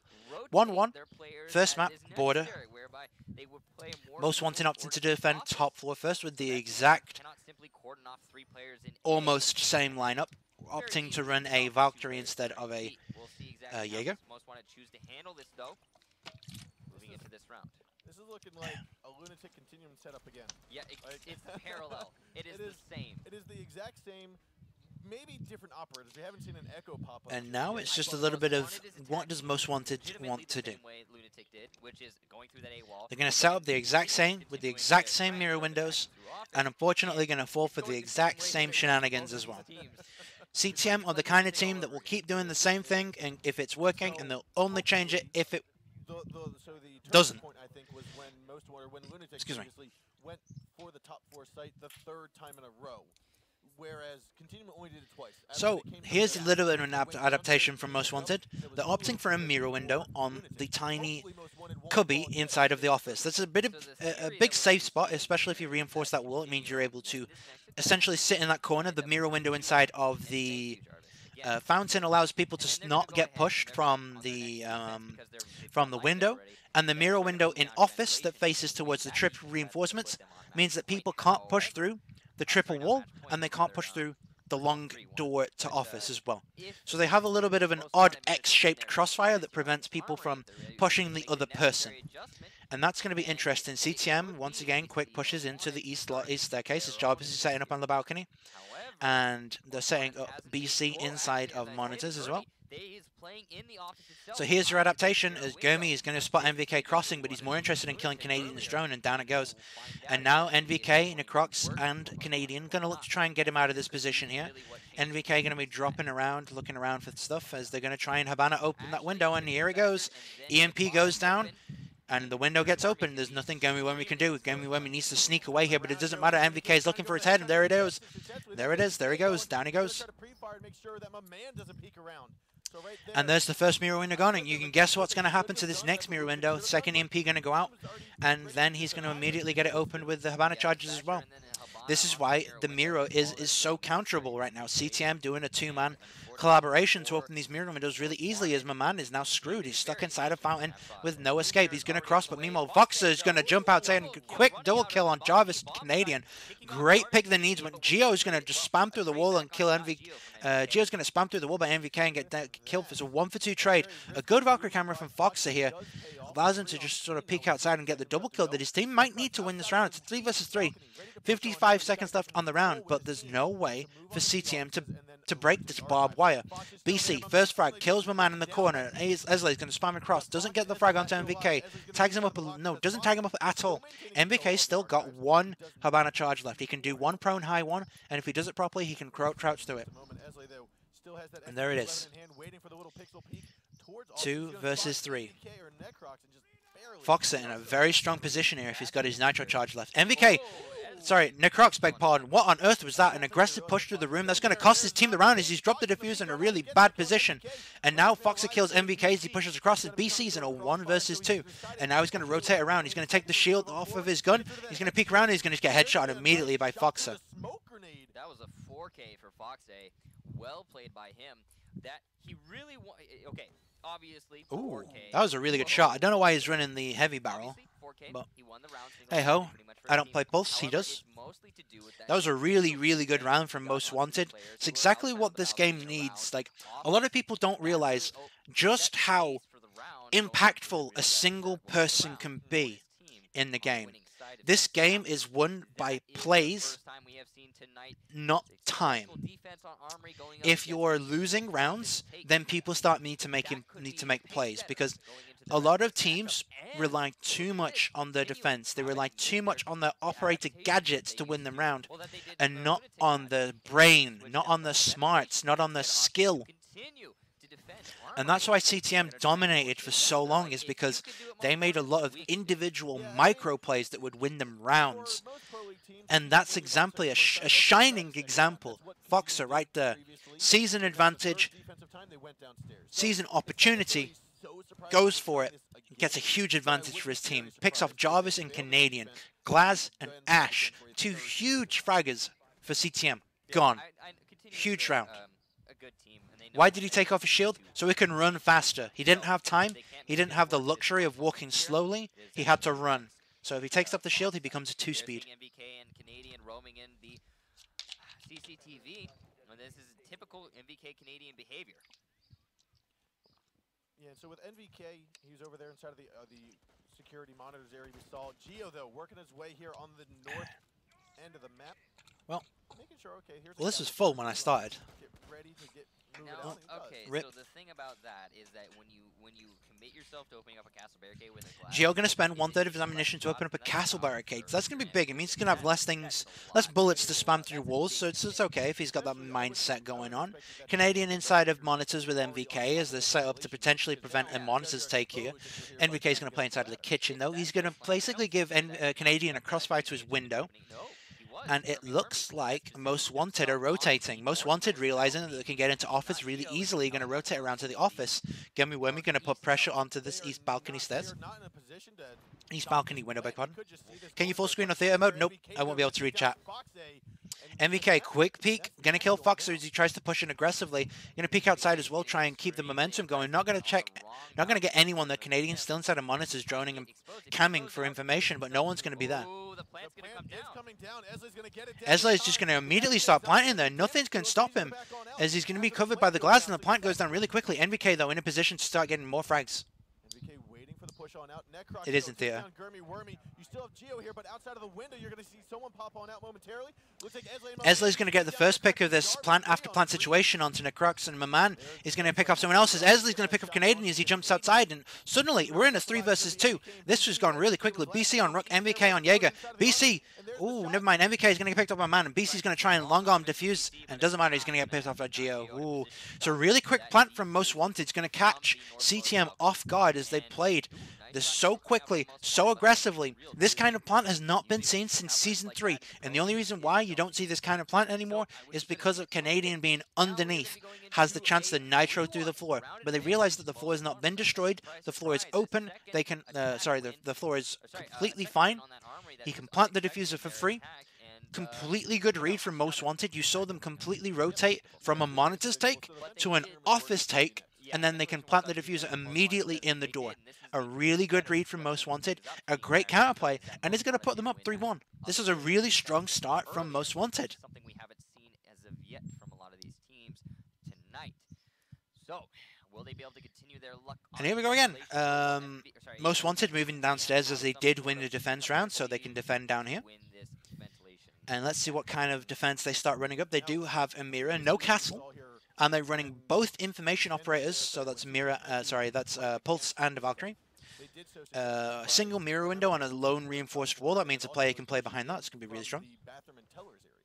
Yes, they thermited their way. A couple of barricaded doors here and there. Esle barricading off customs and then barricading off the main door entry point. Never mind, my man doesn't want that. That allowed them a lot of room to breathe, as well as good crossfires of the players into the site itself. And there was a and here we go. Some top floor reinforcements. This is nothing too unusual. He was unable to lock that out for his team. Yeah. Now we have Geo throwing out some cameras. This is going to give him some information for a front door rush. That's pretty good. Going to throw a camera up here. That camera is going to be able to see into the office as well as archives, so that's going to give him a lot of double information. As Geo is just going to play around the reinforcements here, as cTm is setting up to do a monitor's take. Side of the building here, and that is not really where you expect to see people coming from if they're attacking towards the east. Anything is possible though with Continuum, and it looks to me like they're going to be trying to go for upstairs control. Now that also to me makes me think that this Most Wanted is a team that they're kind of allotting a little bit more respect to. And Fox are going to be playing inside on top of the Archives bookshelf. That's going to give him a lot of room to peek into the office as Geo's in there as well, but it doesn't matter. cTm looking more like they want to take control of monitors here. A lot of joining. 4 people joining right now, 2 minutes into the round. They are just hungry for information as MVK has somehow found himself inside of Customs and Inspections with Canadian. Going to open up the door here in towards the lobby. It doesn't matter, it's double door reinforced, so he's not going to get any additional information from that as my man is playing inside of the bomb site with the Pulse. Gonna kill that drone out as cTm has taken over monitors and Customs and Inspections, and it looks like it's going to be the same thing they did last time. BC running the Thermite. They're going to try and Thermite open the wall next to my man on the right hand side and plant immediately in the Shroud of Smoke with Jarvis covering. Canadian's going to be redroning here. They are simply attacking from the south side of the building, pushing their way into Customs now. And now everything's going to slow down as cTm want to figure out exactly how they want to make this play work. BC's going to rotate his way around into the teller's room. He's going to open up the wall just as he did before. Same thing as before that we saw from Continuum. And this worked really well last time cTm did it. Going to open up the wall. This is going to completely mitigate that mirror window as my man realizes it and he's going to walk away. NVK playing inside of the bathroom because they don't have a man in there. They don't have the castle impact grenade, same defense that they have as last time. Mirror window is going to get open by MVK. That way his teammates going to be able to run inside and walk inside and peek through that mirror window as Jarvis is going to smoke it up and peek it himself. No one's going to be peeking this aggressively from Most Wanted, so Jarvis isn't going to get anything from his peeking here. Oh, never mind. Really close from Esley there. If he peeks out a little bit too far, he might get completely screwed over by this glass. As Pulse is going to go down and you're going to check for any kind of plant. As Necrox is going to hold above for these kind of rotates. He's going to do it alone as the 4 members of cTm are going to push inside and the plant is going down and they know it's going down. BC's going to go for a pre-fire. He's pre-fired the wrong area. He's going to take most of his HP as punishment as BC's going to get the diffuser planted. And now it's a one trade as Foxa gets off, kills MVK, not gets off. God. Canadian's going to refrag Gummy Wormy, and Jarvis is going to go down as well. So another 1-for-1 trade as Canadian kills my man as well. And a double kill. BC kills off Esley, and Esley's been killed by as Geo kills BC. And Fox is going to go for a quick diffuse, and this is going to be really close here. Canadian's going to get killed going for the start of the diffuser, and now it's the Crocs, but he doesn't have the time. What the? All right then. Sorry, that so much happened in such a short period of time that end of the round was extremely hectic. cTm gets the plant of the diffuser in the corner, like they did against Lunatic, but instead of clashing head on, Most Wanted went around and above. 4-1 for Most Wanted. So a smart play from Most Wanted after failing to kill BC. A little bit of a potato from my man as he tries to kill BC plants in the diffuser. But somehow it's okay because Most Wanted just said, we're just going to kill you all anyway. This is looking very unlike what we saw previously. cTm now opting to defend downstairs, as we've seen many times before in the previous map. This particular map, going against Lunatic, it was 5-2, and right now it is 4-1. So, cTm opting to defend bathroom as well. BC going to be playing in there as he impact holes his way inside of there. Continuing running castle as well, so they can castle off that bathroom door as well. It's going to be good. looking to set themselves up on this particular bomb site. They're going to be having Reinforcements going on upstairs. NVK is going to reinforce the armory wall. That's going to give some defense from the B-bomb site from above as Necrox and BC are going to play on site. And historically, as we saw in the past map, Jarvis, NVK, and Canadian will be roaming. If that's going to be working to their advantage or not. So starting out on the east spawn, the east side of the map here, we are going to see the majority of the majority of Most Wanted working their way down towards the border site. Fox are going to be playing on top of the little sniper tower here. Not going to see much. He's expecting NVK to run around and run outside. He would be smart in assuming that because NVK is in a prime position to do that. And literally as he jumps off, NVK does it. So it's a bit of poor timing from his part. As Geo's going to push up towards the Archives door, going to grab his drone and see what's going on underneath the door over here. Wall's not reinforced. This is barbed wire on the main door as they're spotting this out. As NVK, aggressively quick peeks there. Oh, almost picks off Geo as he quickly repels down. Just a bit of unfortunate timing. MVK not going to be able to dance his way on top of this just yet. There he gets on there. He's not going to spot anyone though, as Esley's going to peek up top. Same time. He's going to throw a drone up at the same time. Oh, could almost get picked up by Geo. Geo's not going to peek it. Instead, he's going to opt to drone. Really unfortunate time. Meanwhile, Fox is killed by Crocs. I don't know where that happened on site somewhere. That's a big pick as Fox's most wanted. Big spear point to their pushes right now. As Canadian's going to play inside of this little cubby space here, as Maman is going to finally repel inside. He's going to start droning as Canadian's going to spot this. The window is open. Maman drones him out immediately. He's going to get off his drone, maybe pre-fire him. Yeah, nothing's going to happen of it though. And Most Wanted setting up for this office take. Maman not opting to buck open the wall just yet as his teammate isn't there. Never mind, he's going to jump over the balcony because screw that. Now Canadian is just chilling on his own up there as Gummy Wormy is going to slowly push down the east stairs as Jarvis is ready for it. He's scared of the door behind him though, as BC is also still inside of that bathroom, but he does have a barricaded castle in the way as Jarvis is going to get killed by Gummy Wormy. A quick peek from Jarvis outside gets him killed from a completely different angle that he was looking at earlier. Poor timing on his part as Canadian's going to dance around the hatch. And Maman is going to get... Maman's going to try and repel up as Canadian gets up there as well. Gummy Wormy's going to push up. It's a quick 2-for-1 swing as Gummy Wormy at least gets a little reconciliation as he trades it back. And now it's 3 versus 2 with 50 seconds left on the clock. NVK still roaming. NVK on Jaeger in monitors. BC still downstairs inside of Workshop. And Necrox is just chilling in the server racks. And now here... Oh, quick 1 versus 1 as it's a trade. I hate trades. Trading is so bad in this game. Anyway, my man, 1 versus 2 scenario right now. He needs to make some big plays go on here. He's going to buck open the wall. BC's not going to be able to react in time. Never mind. Yes, he does. Gets off the desk just in time. Camera's going to spot him out as the entire time. He's going to peek around, and this wall is castled, and he's essentially locked out from the bomb site. They expect him to go through that door. He's going to push through the smoke instead. Aggressive push. Not going to see BC. He's going to see BC go for the pre-fire, but Necrox is going to get him anyway from across the room. A really good round from cTm. Effective trading is what basically won them this round. They got the first trade and then kept trading constantly until they got it into a 3 versus 2. And then an actual 1-for-1 trade happens, and that's going to heavily screw over Most Wanted as now he puts him into a 1 versus 2 scenario with 20 seconds left on the clock and a castled door. Yeah, good luck. A nice try, but nonetheless, cTm come out on top 2-4. It is going to be 2-4. Still match point in favor of Most Wanted. There's anything's possible here if they just win this next defense going into what I believe is going to be the... And here we go. Top floor defense. As I crack open another bottle of water. If they manage to continue that trend, they will be locking out this map. Not really the scoreline we expected to be seeing in this particular matchup this early on, at least. We'll see if Continuum managed to get that comeback or not. They did win their last round. That was their second round total in this entire map. So if they maybe got their mojo back. Here we go. Okay. Most Wanted defending top floor, opting for the Valkyrie Pulse combo, no Jaeger. So they're going to try and run the double information setup here.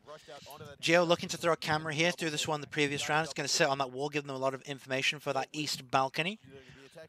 As Jarvis is going to go for his wallbang spot here. Maybe looking to get someone if they are peeking this, but it doesn't really matter. Meanwhile, MVK, quick frag onto Geo as he's pushing up the east stairs. Yeah, he's going to catch him as he pushes along the long corridor. He peeks through the double window, gets the kill through the wall. A really good shot from MVK, and an early pick as well. This is exactly what cTm needs. God, Canadian, why do you have a name that begins with C? It's really annoying. I get the two mixed up so much. cTm, beg pardon, really need these early fraggers if they want to try and get a lead on this round.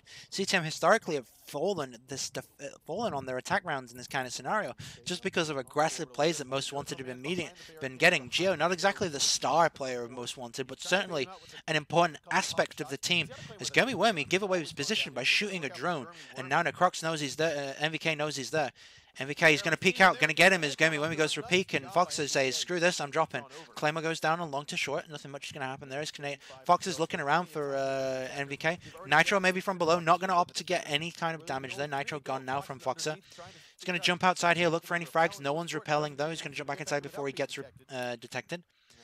really close, but I'm pretty sure Jarvis would have heard that. Jarvis did hear that, and he's a little bit cautious of what's going on underneath him. And now it's just a case of what's going on where cTm, if they really wanted to go for a quick pick. Oh, Canadian, quick flick onto Foxer. Quick headshot. Trades a little bit of his HP for it, though. Window's getting open. Man's going to waste his time by putting a battery here. Doesn't really matter. As now it's a 2 versus 5 with 1 minute 20 left on the clock. Canadian and the rest of his band of merry men have a lot of time to work with. BC's going to hold the cross on the site. He's going to pick up Esley as he tries to cross into the B bomb site. And now it's my man as he gets picked up by MVK's aggressive push into the bomb site. And again, Most Wanted getting picked off early. Too many people dying too soon in the round. And Most Wanted have won the rounds that they have been able to last the longest through. And they're just getting picked off too early. And it's costing them these rounds really, really, really badly. Most Wanted at this point need to play a little bit more defensive. We'll see if they're going to be able to push it into overtime. Now they're going to be turning armory lockers themselves. And we are getting an update here that it's 4-1 Lunatic. Yeah, look at that. That means that Lunatic is going to be pushing themselves. So yeah, 4-1 to Lunatic on the other matchup. Who cares? We're watching this matchup. Continuum running similar lineup that they ran before. Which will then play against them in the running that mirror, running no castle this time as they are defending top floor. They don't necessarily need castle on this bomb site. Jaeger, obviously NVK. BC on the bandit. Necrox and Smoke, and Canadian on his signature. Whomever wins Pulse. that next loser bracket match will go ahead and push themselves into the grand finals, which we will find out who exactly will be Excuse me. coming out of the relegations. Most Wanted opting for a Thermite this time instead of a Habana. So that's interesting. They're probably going to be doing the same old A attack. Get themselves that wall open, try and plant underneath that mirror window that cTm really insists on having. It has caused them some issues previously. Most Wanted did win the previous round where they attacked this because they planted underneath that window. NVK going for some aggressive peeks. cTm know that they need to make some plays early as NVK is just going to keep peeking outside. There's two people he could potentially pick. As he's going to peek outside and peek the balcony and not down below. He's really expecting someone to be rappelling up here, but if he just literally looked down over the balcony, he might have been able to get 1, maybe 2 kills. Foxy going to drone in through the main door. BC holding underneath the hatch, going to drone down to the main door. If they push up too aggressively, BC's going to get a pick here. Gurmy Wormy peeking up here. Canadian is going to decide to peek elsewhere. He's going to walk away. Maybe think about dropping the hatch at this point. Putting a lot of pressure into this monitor room as Most Wanted are taking the time to drone him out consistently as NVK and Canadian both have hatches which they can drop. And now it gets a little bit more tense now. Canadian taking a little bit of damage through the wall from Pulse. He's going to get a little bit tagged up from that. He's going to try and shoot towards all these drones as he's been droned out all the time. Deep smoke from Geo is going to go out as the wall is going to get spammed and nothing much is going to go off of it. And Canadian and MVK still opting to stay in this room, and Most Wanted playing with the tail between the feet. No one's pushing, no one's making moves, and no one's getting in. First move, Gummy Worm, he's going to peek inside. Going to pick off Canadian if he peeks out a little bit wide enough. But he isn't peeking out wide enough. There it is. Fox is going to kill Canadian. Gummy Worm is going to peek inside, and MVK is going to get the pick and drop down to the hatch. This is the important play here. MVK needs to escape. Foxer hears him drop, but he's going to ignore him completely. He's going to push up towards the bomb site. BC, just on the left of Foxer, not going to opt to peek inside of the small office. Yes, he is. Doesn't opt to pre-fire through the wall. That's going to maybe cost him. And Necrox is going to take a little bit of damage for peeking there, but it doesn't matter all that much. NVK successfully has escaped, and he's on camera. He's going to get killed, though, by BC as he tries to cross from long to short. And now, quickly, it's a 2-for-1 trade-off as Continuum comes off on top. 3-for-1 trade-off as NVK successfully kills another player. Kills my man, and that's the buck down as the main door contestant going to peek inside. Doesn't quite get Geo. Geo picks up NVK, makes it a little less sour. And now it's Geo versus Esley. 2 versus 3, 50 seconds left on the clock, and BC is playing bench. They've not droned him out on bench, so he'll be able to play there for free. Geo, no smokes, but guess what? Thermite's got smokes, so we can enable Geo and his overpoweredness, setting up a backside drone that's going to help them potentially not get flanked. Continuum do have the option to flank because they have the man advantage. Deep smoke is going to go out from Esley. It's going to smoke off bench, any potential play on bench. Second smoke is going to go out, and that's going to... never mind, they all got ADSs. Geo's going to try and make his way to plant the diffuser, and this is the most important thing. They have to plant the diffuser. Necrox is going to smoke out. Nothing much is going to come of it. It's a bad smoke. He's going to smoke himself off, and they're not going to see anything. Esley's going to survive and get this diffuser plant off. And now it's a 3 versus 2, and the defuse is planted. 40 seconds on the clock. Jarvis, no nitro left. BC doesn't have nitro. No Necrox, no smokes. It's gun-on-gun fights right now. And now Necrox has to peek out and kill Geo. He's going to peek out. Potatoes a little bit. That's going to be a big piece of damage, and he's going to get traded off. But Jarvis with a headshot. BC's going to peek out. Esley is going to get killed as trades BC for Jarvis. Overtime. Most Wanted failed the 4-1 lead. cTm coming back with 3 rounds in a row brings it to overtime. And we'll probably have to rehost to do the coin flip. Oh, never mind. We haven't had a rehost yet. They managed to get the retake and continue this map going into 4-4 overtime. We are going to see cTm starting on defense, Most Wanted starting on attack, and they are going to opt to go to Ventilation Room Workshop for the first bomb site. That makes a lot of sense given their history. Right, so cTm opted not to go top floor. They're going downstairs immediately. They've had a little bit more success on this bomb site in the past, specifically against Lunatic. They had a lot of success against it. They're running Castle. They're running the same lineup as they did previously, same operator lineup. They're going to run it the exact same way and most likely play it the exact same way. Continuum's defenses are very, very specific in the sense that they all function the same. They've always got the same kind of innate anchor setup, as in the anchors will always play in the same positions, but the roamers will be fluid. MVK leading the pack with 11 kills, 6 deaths is really good. But that's nothing new there, as Canadians on 7 kills as well. So the top 2 players of the team obviously leading the frags as they are the roamers. Excuse me. But yeah, cTm's defenses always run the same similar setup. They will always do the same thing. Minor adaptations every now and then, but the anchors will always stay in the same places, and the roamers will be the ones that play fluidly. On that drop down, had made some great work, made some quick work of the attacking Most Wanted lineup, and we'll see exactly how Most Wanted choose to handle this here. And now it's all in the ball is in Most Wanted's court. It's their turn to win a round. Like, they've lost so many rounds in a row. Most Wanted probably lacking a little bit on the morale side of things. They seriously need to get some frags early. Gio going to drone out Jarvis on the east stairs. Jarvis really wants the drone, going to pick it off. A little bit risky if someone was ready to pre-fire that door, but no one was, so he looks out in that regard. My man going to repel inside on the the west balcony, beg pardon.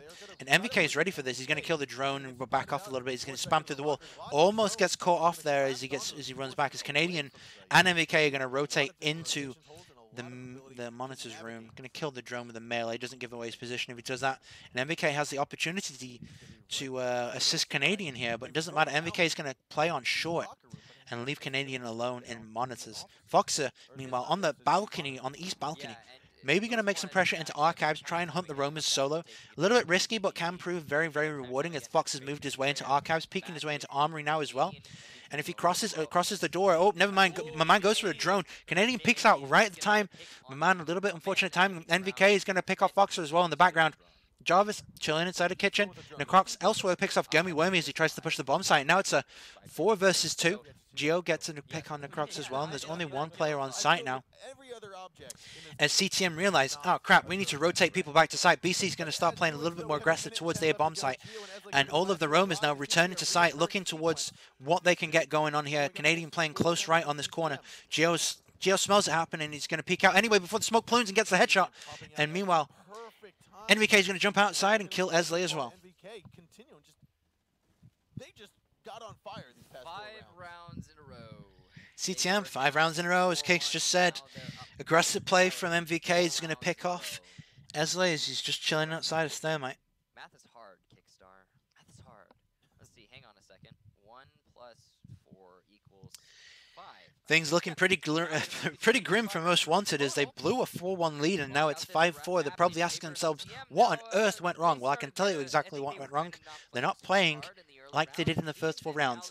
Most Wanted playing with a tail between the legs almost. Well, I think at the same time, we have Continuum that is very much like vertical gaming in the sense that they do tend to lose the first Lunatic couple of wins rounds Chalet at 5 time blank, in order 5-2. to Okay, learn there we their go. There's the team, score for the other learn their match. Hope you opponent, guys weren't and then too bothered about counter-strategize spoilers for that play one, but it towards doesn't the matter. game That's if they not need to what do. we're going to be casting Yep. regardless. So Lunatic, though, is going to be taking on the win of Cholet. And here we go. First map in that series, 5-2. Most Wanted opting to Another defend 5-2. upstairs this time. They've had a little bit of success on it, but the only success that they've had on this top floor bomb site is when Foxer gets aggressive. And then that's what Most Wanted need. Most Wanted need aggression. They are giving cTm too much room to play with. cTm waltzing their way into office. Oh, there's a mirror window over there. Gone. There's a mirror window there. Gone. The player behind it, dead. The roamers, dead. Most Wanted not playing aggressive enough. They're just letting cTm do things. They're letting them open the windows. They're letting them walk into office. They're letting them take monitors.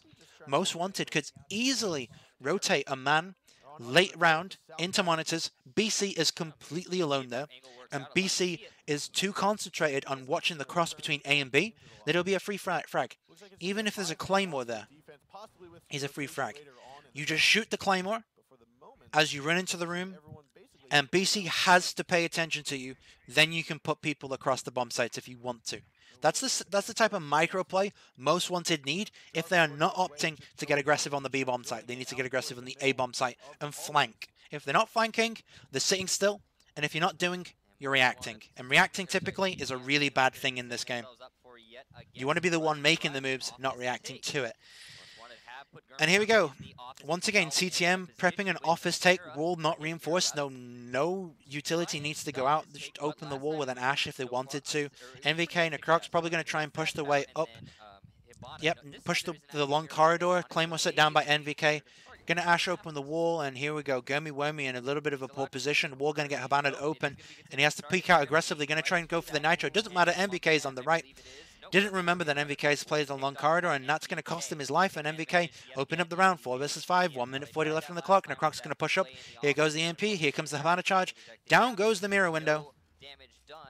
What a big surprise. Oh, never mind. Just gets it in time. That's good timing, but it doesn't really matter all too much because he's just going to do it again. Didn't time it just right. Almost got it. Either way, mirror window gone. And boom, now my man needs to choose. Does he want to go aggressive or does he want to play passively? And we all know that he needs to play aggressively if he wants any chance of anything happening. He needs to win an aim duel against NVK very soon. Going to hear NVK destroying the barbed wire, and this is his prime chance to peek out and try and shoot NVK, but he's not going to go for it. And that wall's been left soft, so Canadian can just ash it open now. And NVK should be able to just peek his way into the bomb site, and that's the cross completely taken off. Canadian just wide peeks him and kills my man as he's looking towards the window, completely distracted. Fox is playing by the B window, going to peek towards Jarvis, going to put a couple of bullets into his shins. Nothing much is going to happen. Canadian's really low. Esley's going to get a consolation prize as NVK peeks in and get a kill. 4 versus 3. 39 seconds left on the round as the smoke grenades start to become a little bit more relevant. And Geo is below, so Geo does have the option of a double nitro with Foxer as well. But Canadian looking to push inside. A good hole here. Going to be able to see Canadian as he looks inside. Foxer picked off by Jarvis as he tries to peek. It's a double down, in fact, as Foxer and Jarvis both frag each other. Jarvis really low HP now, and Canadian's just going to run inside as the player inside of B is dead. And now they're allowed to just push inside to the bomb site and plant, because, hey, guess what? Geo's below B. Let's go A. And boom, 4 seconds left on the round. Diffuser's going to get planted. Doesn't matter, Necrox is ready. And there it is. Most Wanted, below a 4-1 lead. cTm, 6-4. Great play from Continuum. Good adaptations there. Aggressive plays, but at the end of the day, you have to look towards Most Wanted and think, and not even think, say, what happened, guys? What happened? You were winning 4-1. What happened? Why are you not making these aggressive plays, these aggressive picks? Previously, when we see these mirror windows get open, Most Wanted a peek it aggressively, at least trading themselves 1-for-1 instead of just dying with their tail between their legs. Most Wanted, like a deer in the headlights, completely flattened by cTm. 5 rounds in a row. Map 2. So the next map that we're going to get on. Alright guys, I'm going to give you 2 minutes. 2-minute break, guys. Go get a drink. 2 minutes, guys. Go get a drink. Go use the toilet. Go use the bathroom. I am going to go use the bathroom because I've drank literally 2 liters of water, and I don't want to piss myself on stream. That'll be really embarrassing. Right, guys. 2 minutes. Stream starts when I get back.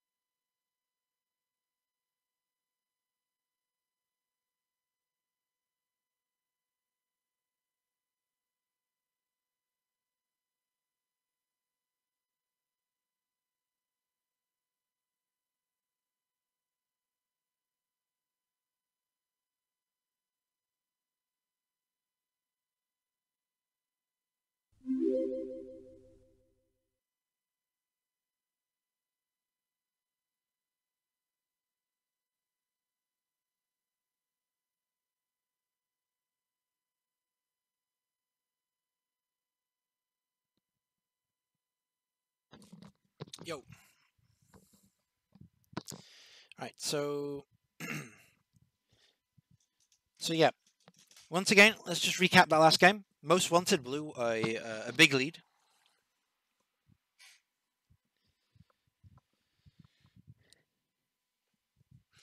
Most Wanted didn't play aggressive enough. That's kind of big. And cTm took advantage of it. So, the new lineup of cTm is good, but they are making a lot of minor mistakes to let these huge leads happen. They are pulling it back, but one thing I would say is they're not dominating as hard as they used to.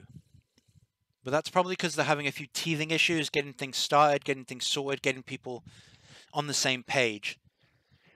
If cTm can keep at it, work on their issues, then I can definitely see them being a top contender again. If. So they've got a long period of time before they have to... what's the word I'm looking for?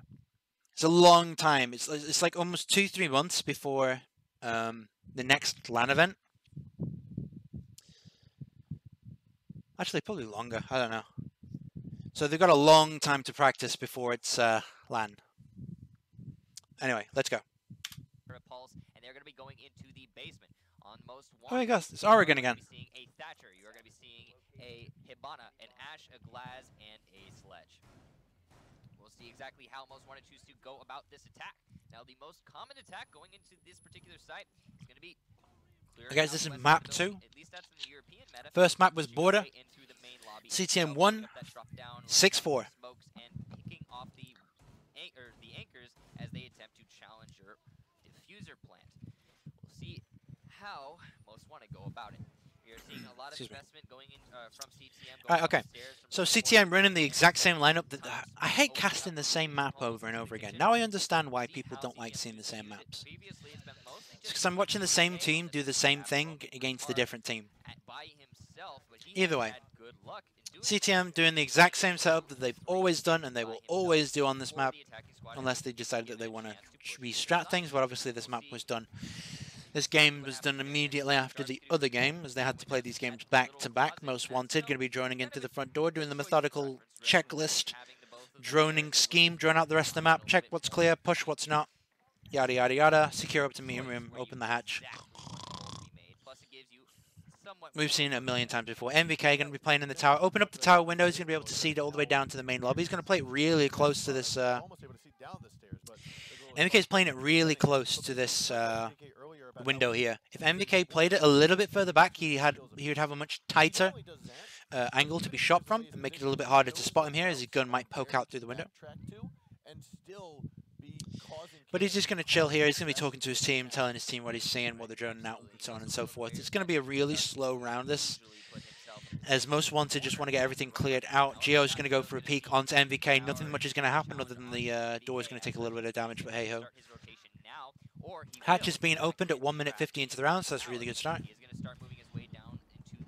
And now they're just going to try and get control of the meeting room. Meanwhile, someone is pushed up in the attic. Who is it? It's MVK. What a surprise. He's in the attic and he's above them. Is the hatch open? Is the question. Who knows? Because we're not going to see it.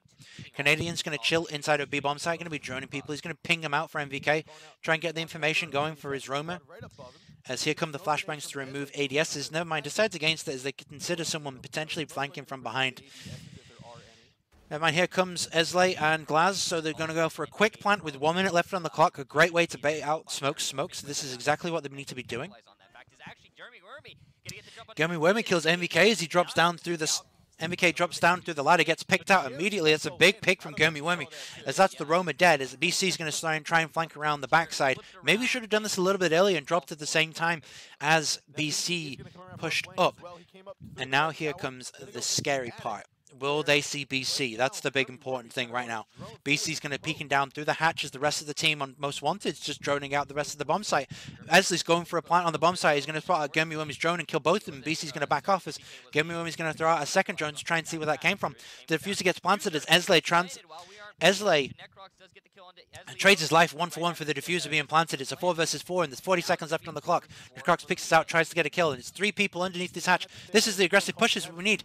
Geo is going to take out Necrox as he pushes aggressively. Canadian's going to peek out aggressively, and Geo's going to get him as well. It's a 2-kill. BC's flanking around from meeting room. He's going to peek out into the meeting room. He's going to spot Gemiwimi. He's going to potato. Gemiwimi's going to pick up the frag as well.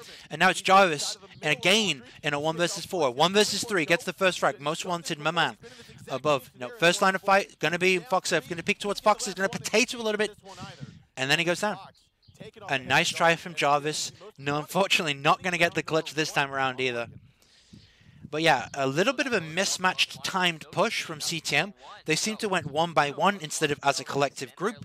And that really did cost them that round there. If Necrox had Canadian and Jarvis pushing at the same time, they might have been able to do from 1-for-1 retrades or frags, but unfortunately went 1 by 1 by 1 by 1 and died. By cTm, and then just absolutely dumpstered by cTm yet again. I think it was 5 rounds in a row. Pretty sure. Yes, it was 4-1 and then 5 rounds straight to win 6-4. That was just unfortunate. I mean, it was so good for Most Wanted to put themselves in an excellent. All right, Most Wanted up 1-0. In our second match of this relegation winners bracket finals. Most Wanted this time opting for a very similar lineup to Continuum, but opting not for a Jaeger. Instead, they want a Valkyrie for additional information. The electric room hatch is open. Geo's going to reinforce the corner hatch. Nothing new, nothing special. We've seen this from the previous team Lunatic as well. Esley's going to walk around, make rotate holes between the map and open up the hatch and kids. And it looks like Most Wanted might opt for some roamers. Fox is going to open up the armory window and potentially go for a spawn peek here. Never mind. Garage window so that rotation can be used. Jumping out of the armory window back into the garage window. Yeah, here comes the roam. Okay, so it's going to be a kid side roaming attempt from Geo and Foxer. So it's a 2-man roam, 3-man on site. A little bit questionable to keep your bandit on the site. He is quite fast, has a very good roaming gun, access to an ACOG, so on and so forth, makes him really strong. Jarvis going to take out the camera here, gets it on the first bullet. Really good shit right there. He's going to open up this main window here as Fox is prepared to try and pre-fire it, but it doesn't matter. Jarvis is holding a tight angle. Going to drone up the stairs, going to spot Fox is going to shoot down the drone. Meanwhile, here comes NVK. Slowly peeking his way up those white stairs. We're not going to be able to see it here because the cameraman's too interested on watching Jarvis as he thinks he's about to have an engagement with Foxer, but he's too far away for Fox's pulse drone to catch him. But Fox is going to see Canadian. Fox is going to see NVK below as Canadian makes a really aggressive push into lobby and pushing up the main stairs as well. And my man's made his way into tower, and there we go. Canadian, first frag of the round on Geo, inside of the master bedroom. Going to pick him up real quickly. Canadian's going to try and pinch out Foxer as someone's going to be underneath him as well at the same time. Going to get pushed from 3 angles at the same time, and this is going to be really difficult. First frag, though, kills Jarvis. Second frag kills Canadian. Big double pick is going to drop into the freezer, and then now it's going to all slow down. MBK looking for him. What? What? They haven't really been that best, so, what's up? We do have an update, though, on the Lunatic Evolution game. Fuck? Lunatic, like I said, won the first map on Chalet. Oregon is the second map that they're currently on. Dorms, go back down. The European teams. Dorms, go back down. The European teams, we had Sisu. Alright, so that must be a rehost. Similar to VG. They haven't really been that best, so, what's up? We do have an update, though, on... Oops. Misclick. That's music. That this corridor is pretty safe. Alright, so let's skip forward until we gameplay. Oh, wow. There was like a 20-minute break until the gameplay. Unfortunately, Fox's big score there didn't exactly do too well. Anyway, back to the gameplay. Let's have a look if that round let's see if it was a replay of the round, or let's just see if it was a round win for specific people. It was 1-0. Let's see how the score turns out when they eventually put up the actual score. Most Wanted running in a similar lineup to what they did before, and this is going to work out pretty well for them as like it did the first time. But never mind, cTm opting to defend Kid's bedroom first, and yes, Most Wanted did win that round. So Most Wanted did win that round. Now they're on a 2-0 advantage. Continuum running Rook this time instead of a Bandit and a Valkyrie inside this time instead of a mirror. Canadian already set up inside a tower, going to reinforce it off, checking out for drones and all that good stuff. I don't disapprove of them continuing to do the same thing over and over again that we saw in their last matchup against Lunatic, because Most Wanted has not had time to study it, so it's still a viable tactic in the eyes of a play-by-play. Jarvis going to be playing around the door here. Here's drones. He's looking for it, but he's not going to find it as Gummy Wormy's drone is dancing around the window. Never mind, he's going to jump out and kill it, because screw you, Gummy Wormy, and your drones. Bunch of drones killing, going out there from cTm. Camera quickly thrown out underneath the shooting range. And here comes Most Wanted, spawning predominantly at the construction site, one man at Junkyard and one man at the main door. Fox is going to support drone out in the main door, can quickly check the main lobby and the rest of the underside of the map, as well as tower. And it looks like Most Wanted may be setting up for a kids take. I'm 5 children. MVK's arm spotted inside of the bathroom. The question is what does Most Wanted want to do about this? And they know he's in there, but does he have a rotation hole out of it? Geo unable to know at this point. My man's going to be roaming around the basement, it looks like. And he's going to slowly skulk his way up the main stairs eventually. Yeah, here's my man. Oh, Geo, never mind. He doesn't really care about the Jaeger in there. Jaeger has actually left from in that room, so there was a rotation hole out of there. As they're going to try and push the main door, as Foxa and MVK are going to get pushed aggressively. Geo's drone is going to get killed immediately. Foxa is going to push inside pre-fire, and he's going to down MVK and get him. There you go. Foxa, big pick of the first round. Third round, beg pardon. NVK going down. That's one of the big roamers gone. Canadian's going to make his way down to the basement as my man is also rotated out of it at the same time.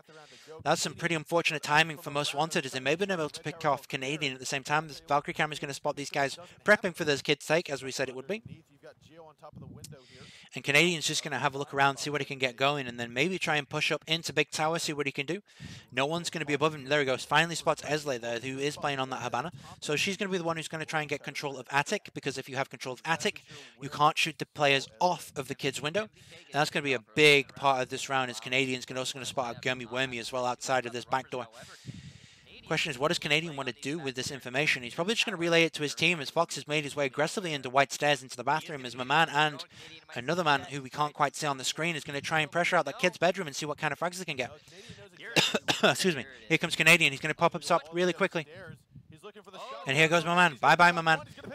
And here goes Esley as well. Quick double kill for Canadian, turning into a 3-on-3 with 40 seconds left. The Gummy Wormy's going to peek around the corner at the same time, take off his health for his troubles, and Canadian's going to pull out the pistol. Goes to the wallbang, almost kills him, goes to the second pistol, gets him as well. Tries for the clothesline Gummy Worm, but doesn't quite land the knife, and Jarvis is going to get killed. Sorry, Jarvis is going to pick up Foxer, and now it's Geo in a 1 versus 2. 30 seconds left on the clock. Doesn't have the diffuser, and there's a pulse below him. His chances are very thin, and there we go. Jarvis peeks out for the second kill of the round. His second kill of the round, beg pardon, headshot on Geo. So yeah, that was a little bit of a borked attempt from what Most Wanted wanted to do. They gained control of Kid's bedroom, and then completely threw it away because they didn't leave a man in tower. When you're doing a kid's bedroom take, you have to leave a man in tower to prevent exactly what Canadian did. The easiest way to kill people on the kid's bedroom is in attic and in tower. They had control of dining room, so it wasn't going to come from there. So Canadian's only option was to push up into tower aggressively, and he was very fortunate that he saw Esley leave to push the sleeper window, the generator window, whatever you want to call it. We call it sleep window on our team because there's a lot of sleeping bags underneath it. Personal call-outs. Anyway, Most Wanted, yep, big screw up there. It's going to cost them a round, making this 2-1 continuum. Running a Capital this time, so that maybe insinuates a kid take of their own, because they're going to be trying to use that Capital bolt to try and force people out of the kid's bedroom. Most Wanted going to be running a mirror on this specific wall here. That mirror window is going to allow them to stop the push from the A window. It's going to be really important to prevent that later in the round. It's also very good for pre-firing Glazes and Blackbeards that like to play on that window. Bit of barbed wire on the white stairs as the rest of the roamers get out into the midst of the map. Mirror window is going to be placed onto the kitchen wall to face the dining room. And here we go. So cTm right now, what they've been doing a lot is they don't have a Thatcher right now, but what they've been doing is they've been prioritizing opening mirror windows. They're going to find mirror windows, and they're going to do the Thatcher-Habana combo to open up mirror windows super quick, but they have no Thatcher. MBK this round opting to play on Sledge instead, his home pick. Once again, cTm doing a lot of droning. This is really common for cTm. Two players play aggressively whilst the rest of the team drones, and that's the aggressive player gone down. Canadian picked up really quickly by my man, as NVK is going to slowly push down through the tower door into meeting room. MVK slowly peeks inside. Man peeks outside, and NVK gets peeked off doing a baby peek. MVK not sidestepping out, checking the room, not slicing the pie. Instead, he just walks into the room like he's on a train track. Doesn't necessarily get any information by doing that. Instead, he just gets himself killed. It's a really poor peek from MVK. Players his standards should know definitely they need to slice the pie when entering a room. Jarvis going to flick to the white stairs, just check that no one's going to be playing in that position that was played earlier. Good drone from BC is going to spot Geo trapped in this corner. Going to go for the molly. Not going to pick him off though. He's a little bit too far. He needs the molly through that Habana hole. Here it goes. Nope, never mind. Chooses against it. Checks the white stairs. There's a call out to be given. There's one on the white stairs. Here it goes. Here goes the molly, and down Geo goes. Quick kill as he begins to cook. As there's a player above this. Ooh, he trades. How on earth do you trade that? BC somehow trades with Foxer. That's the fifth trade. That's the fifth trade of this matchup. Not from the day, from this matchup. Trading is such a terrible thing in a hit scan game. God beats me why. I have no idea why people can trade in this game. Gummy Wemmy going to rotate his way slowly around to the master bedroom as my man's going to play inside a flag bench, and then easily he's going to be behind his window on B. No one pressuring the A window right now. That was Gummy Wemmy just to safely get his way back inside of the generator. 2 on site, 1 off site, 3 versus 2, 50 seconds left on the clock. And a lot of floor open up and a lot of barbed wire still in place as Continuum have no way to remove it. Excuse me. Continuum have no way to remove the barbed wire. And now they have to make a choice. Necrox thinking about pushing up the white stairs. Going to peek at this hole that was used to trade before earlier. Going to place a Claymore down here. Bit of a meh Claymore placement. It can be killed really easily. My man hears it go down, and he's going to call out to his team. Hey guys, they're probably going to push white stairs. As this mirror window that Esley's got is going to give him a little bit of information. Never mind, he's going to get smoked out, and Gummy Wormy's inside a generator playing a close right angle. And here he goes, run inside. Oh, Gummy Wormy takes his eyes off of that angle as Glaz pushes inside really quickly. He's going to pick off Esley, but meanwhile, my man's going to pick off Necrox at the same time. It's a 1 versus 2. He's got 1 bar of HP left. Goes with a panic knife. Whoa. Okay, Jarvis going to get taken down by my man there. Slicing the pie. Okay. So to slice the pie, you take the tightest angle you can from a doorway, and you slowly aim across the door, revealing more of the room. And as you reveal more of the room, what you've already looked at is safe. There's no one there. So you're only looking at new parts of the room as you slowly peek around corners. But instead of doing that, instead of slicing the pie, as it's called, NVK just walks into the room and presents himself to 6 different positions that a player could be in, and immediately gets fragged because of it. Listen, Bloodbath. No, I'm just playing. He's stupid. Oh my god. We are going to be seeing That's slicing the pie. Anyway, It's a really strong micro play that you can do in your own gameplay, and it will save your ass more times than it wastes time. Really useful thing to do, especially if you don't have drones. It's very, very strong. So Continuum opts in to defend the downstairs now. Most wanted up a 3-1 lead. I'm getting a little bit of sense of deja vu right now as we're going to be moving on to the 5th round of this second matchup on Oregon. And cTm reinforcing the exact same things. What a surprise. As we're going to have to waste another 10-15 seconds until the round begins, so I'm going to take a swig. cTm has, as of yet, been unable to win this basement defense. Agreed. Yeah, they lost their first one. They then decided to go upstairs instead of trying a second attempt here. And what we're going to see now... All right, NVK opted to spawn kill front door. Going to peek outside as Geo does as well. That's not the person you want to peek into. Geo going to try and trade some shots towards him. Not going to get any information other than NVK is now running away. NVK is going to slowly make his way towards the kitchen. Oh, God. What on earth? That's my history. My bad. There we go. Yeah, they lost their first one. They then decided to go upstairs instead of trying a second attempt. See, I had to get this from my history because it's unlisted. What we're going to see now? So we're going to see this again. A peek here. Geo just peeking on out. He almost snagged the head there of NVK. Alright, here we go. Okay, now we're back to where we were. NVK going to slowly make his way into the kitchen. Don't worry, there's nothing incriminating on my history. Unless you like looking at fuzzy cats on Reddit. He was upstairs, master bedroom. He went down the back stairs, came in through kitchen hall, in through kitchen, over towards the meeting hall. Now he's in the top of Red Tower. He's just all over the place. Okay, Fox, a quick entry onto the main stairs here. That's going to be really good for him. Back and forth through the map without being detected, without causing too much harm to himself. The rest of the team going to drone out really quickly. Fox is doing some pretty standard Fox stuff. He's going to be quickly pushing inside, but meanwhile MVK is going to slowly lurk into attic with BC as well, alongside him with his partner in crime. A man's quickly inside of the dining room as well, as Gummy Wormy's in classroom 2. So a really quick way, quick push into the bomb site, into the rest of the map, not the bomb site, beg pardon. Going to spam through the wall, hoping for an MVK response. MVK is not going to respond, knowing it's a completely random spam. Oh, Geo goes through with a quick 1-2 through the wall. Nothing connects with MVK though, a little bit lucky as the wall begins to get opened, and the hatch as well too. Geo's looking a little bit tentatively towards that that window at the top of the tower, potentially could be somewhere up there. Albeit, there was not. Sorry. Dealing with the shit on my phone. There we go. Phone's gone. 1 minute 30 left to go. It's a 5-on-5. No one's died. No utility really being spent other than some Havana charges. As Foxen may be looking towards getting some of this barbed wire removed. Never mind. He's just going to drone down the hatch, see what's going on in the bomb site. And more importantly, he's going to check towards the laundry room, the small laundry room, to make sure that there's no one playing in there. Flashbang's going down to try and remove any of the ADSs, as that Ash charge did get zapped by the ADS. And here we go. Romer's moving in. Canadian somehow worked his way inside of Generator, and MVK also playing inside of Kitchen. Gets to 1 kill. MVK gets the second one through the floor as well. It's a two for non-swing as Continuum now taking huge control of the map as the Romers have infested top floor and bottom floor. MVK one taps Geo as Gummy Wimmy gets the refrag, and it's a little bit of a consolation prize for a 4 versus 2 with 40 seconds left on the clock. Esle's going to peek down, try and get the diffuser going, but he's been called out as Canadians at the top of the stairs. Esle's going to get taken down by the smoke from Necrox, and now it's a 1 versus 3. Gummy Wormy going to have to pull some serious miracle out of his ass. He's got 2 smoke grenades to contest against with Necrox, and Romer of BC slowly working around. It's an EMP down, trying to distract him, but it's not going to work as BC's going to pick him off in the corridor. It's a really good lurk round from cTm. How on earth Canadian got into master bedroom, and how on earth MVK ended up into...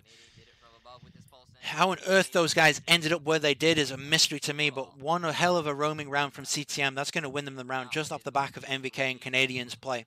Still in favor of Most Wanted, but cTM looking like they're going to start their comeback a little bit earlier this map. So with that, like you said, it's 3-on-2, 3-2. Most Wanted didn't win the first map, cTM did. So again, what we've talked about before is this map will guarantee... Right, here we go. Most Wanted, aiming to defend laundry and supply room, so we've seen this done a million times before, as this is like the second time we've casted Oregon today. Also the second time we casted Border. And they're opting to run a mirror, and it looks like they're going to do the same stuff that Lunatic did, putting a mirror window on this wall with Gummy Wormy reinforced. Never mind, he's just going to say, nope, screw it. Meepy's strong, but he's definitely going to be placed in a mirror window on the wall that he's reinforcing now. It's standard practice to run this kind of thing, but Continuum. They're running a Thermite. So that's immediately going to be a tell to me of a tower attack. All these drones that are left outside of tower is a serious tell. This is a tower attack. MVK's drone is in a position to stop rushes outside and also to stop peeks towards construction. 2 drones watching the tower windows outside of construction. 100% going to be a construction take. Quick camera going to get thrown out as far as he can from Geo, but it's not going to spot too much as there's no one going to be there, as Canadian, MVK, BC, and Acrox all spawn there, leaving Jarvis potentially spawn at the front door on his own. And here we go. Canadian going to start hammering open windows really quickly. Going to hammer this one up and probably just repel inside immediately, as they do potentially believe it's clear. As Jarvis gets on the roof, he's going to spam towards the rest of this tower. But Geo is playing inside a kid's bedroom right now with another Roman nearby. Yeah, another Roman inside of the meeting room, but it's not going to really get into too much trouble, as now it's just going to be a little bit of a standoff for the rest of the team. Most Wanted want to try and keep control of the meeting room. It's going to be very important that they do keep control of the meeting room. And obviously cTM going to try and fight for it. Sledge has opened the wall and you're going to drone the rest of the room out. And they need meeting room for this attack strategy to work. And Most Wanted need to fight for it. if they want to stop it. Maybe NVK going to spam through these wall here, maybe get away his position, try and go for something, but they drone. The cams by partner found what NVK is. Going to remove the battery charges off of the walls. Going to try and rotate a thermite down in there and get that wall open. NVK is going to drop shot common entry point to the room through flag chairs, but no one's going to be there. And Fox is going to be spamming through the wall as well. It looks like it's going to be a little bit of a slap fight. No one's going to die. Gio's going to hold the crossfire into the room from... Ooh, never mind. My man goes for an aggressive peek outside to stop the push into construction tunnel, but MVK is having none of it. Going to take him out with a quick headshot, putting it to a 4 versus 5 with 1 minute 30 seconds left on the clock. We're looking at a bit of a scary situation here for Most Wanted as once again, Continuum get the entry frag. Gummy Wormigan going to be playing close to that entry point there as Most Wanted, Foxa and Gio not really putting enough pressure, not really playing it aggressive enough to get into this room. Necrox on the right hand side. Foxa doesn't quite see him. That's really unfortunate. BC is going to take down Gummy Wormy, that mirror down the Gio, going to pay off Canadian at the same time. And Gio, Gio's going to back off into the kitchen as Canadian pulls out his camera. Fox is deciding he's not getting much done here. He's going to drop down into towards the basement as MVK and BC are smoked out predominantly as the barbed wire is still alive and pushing this would be considered suicide, and this is going to be the important part of the round. This is going to be the turning point. 48 seconds left on the clock. Jarvis going to spam through the wall. Pick up Esley with a wall bang, and there we go. Through the smoke as well. Fox is going to try and spam, but nothing's going to happen of it. He's going to pick the corner instead. Jarvis going to push up aggressively, try and stop Fox from going for this nitro. Going to throw out the nitro. Gets an injure on Jarvis, but other than that, BC left low and a Crocs in a 1 versus 1 against Foxa. So he's going to pre-fire it. There we go. There's the down as Foxa is going to take the time to kill both the kills, and there you go. Foxa going to take the round. Going to put Most Wanted in an advantageous position of 4-2. Foxa, a good clutch, a good round overall from Most Wanted. Those roamers finally kicking in at the last part of the second made the right choice, come back to site and give the team a little bit of extra frontline pressure instead of blackline flanking. Good stuff. However, it did end up working in the favor of Most Wanted with just a nice collapse towards the end. It is a 6-4 Evo 1 and Lunatic 1. Third map will be, we're about to find out just a second here, Border! Surprise, surprise. All right. So we had Lunatic win the first map, Evolution won the second, Border third map. Yay! Winner. All right, so here we go. This could potentially go into a fourth or a third map, seeing as how most Kids Bedroom Defense, Most Wanted opting for a book this time instead of a sledge. That's perfectly fine. That's the first book I think we've seen from Most Wanted this tournament, as Continuum ran it previous rounds with Canadian. Continuum opting to defend A and B Kids Bedroom and Dorm Room. So this buck basically is a big tell that they're trying to get people out of specific positions from below. So we're going to see a lot of downstairs room by room takes from Most Wanted. They may opt to try and remove players from Kids Bedroom, which might rotate into a Kids take later on into the round. Or they might just try and get people out of Master Bedroom and Armory, and then go for an Armory take as well. We'll have to see how this goes as MVK is going to start reinforcing things in the kitchen, and Crocs is going to make some rotate holes into the bathroom as well. This basically allows the players to roam around really aggressively and very, very quickly, and maybe catch Most Wanted off guard at how quick they can move around. BC is going to open up the windows and prep them as well. This is going to give them some sound prompts if people start repelling, and it's also going to prepare the windows. This is going to catch some people off guard. Fucking Bacchus. Bacchus completely fucked. Beg pardon, guys. Jarvis going to be playing inside of the attic. Going to throw a quick camera as my man's going to quickly open up some of the windows into tower and have a peek around here. It looks like a predominant junkyard push. Might be trying and take towards the kitchen.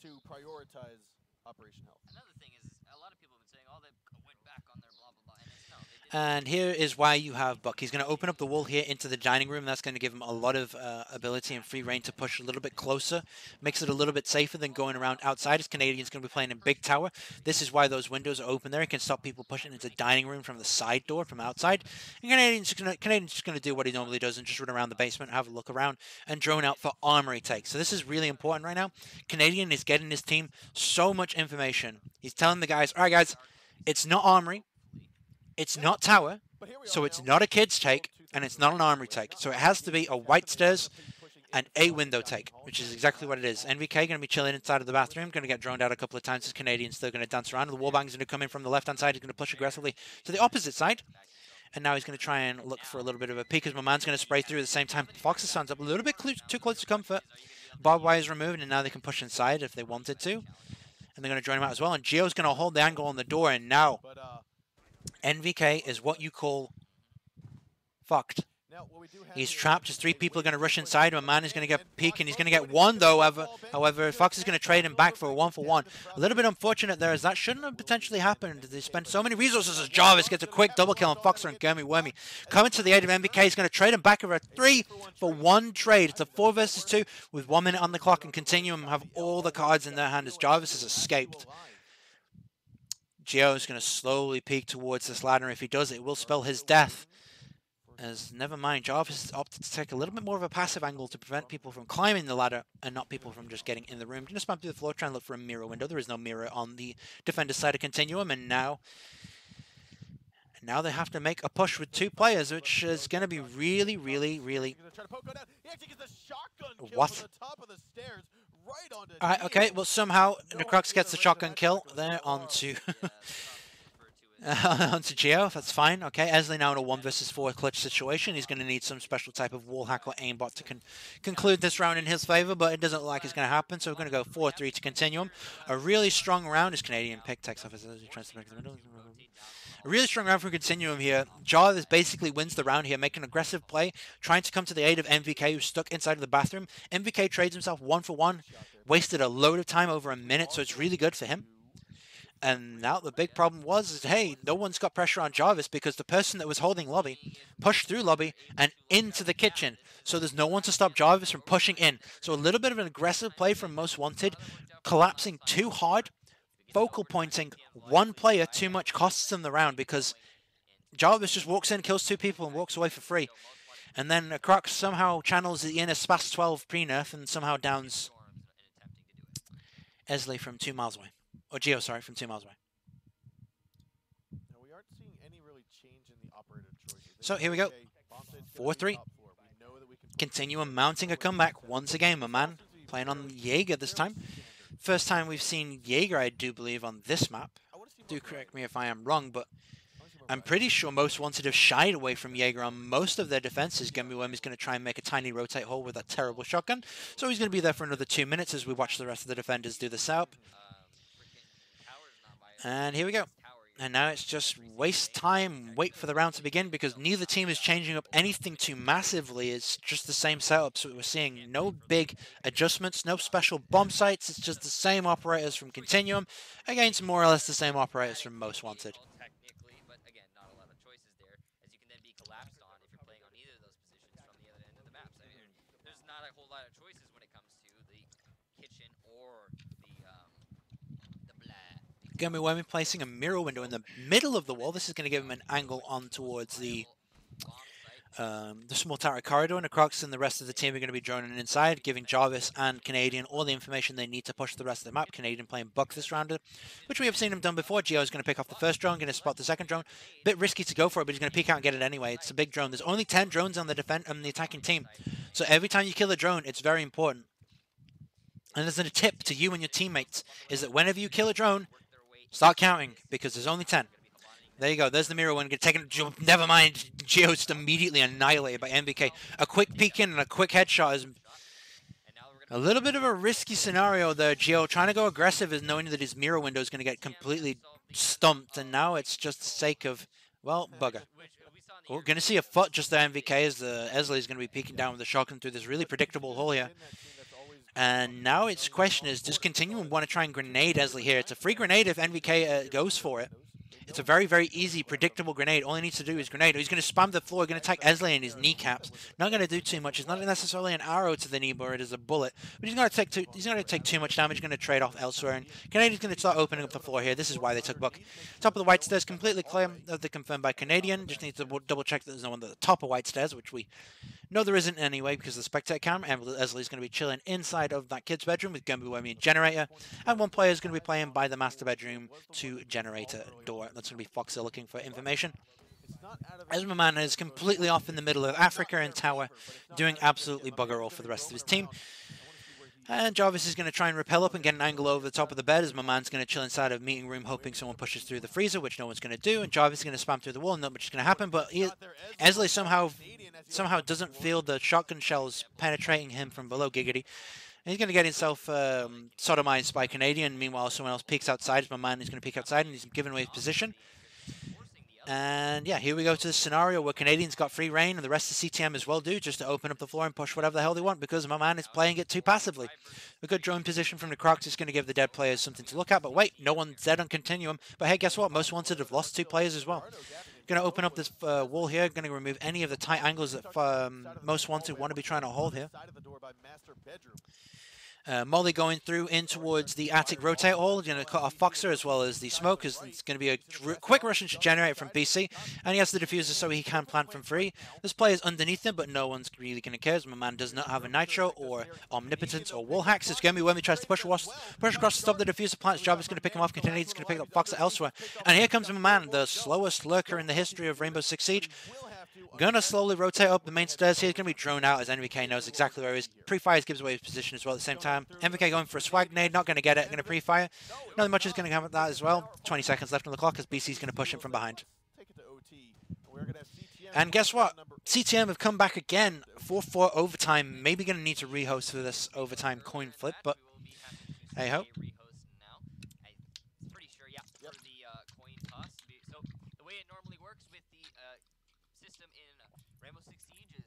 Alright, so the coin toss happens, someone wins, and then the next round starts.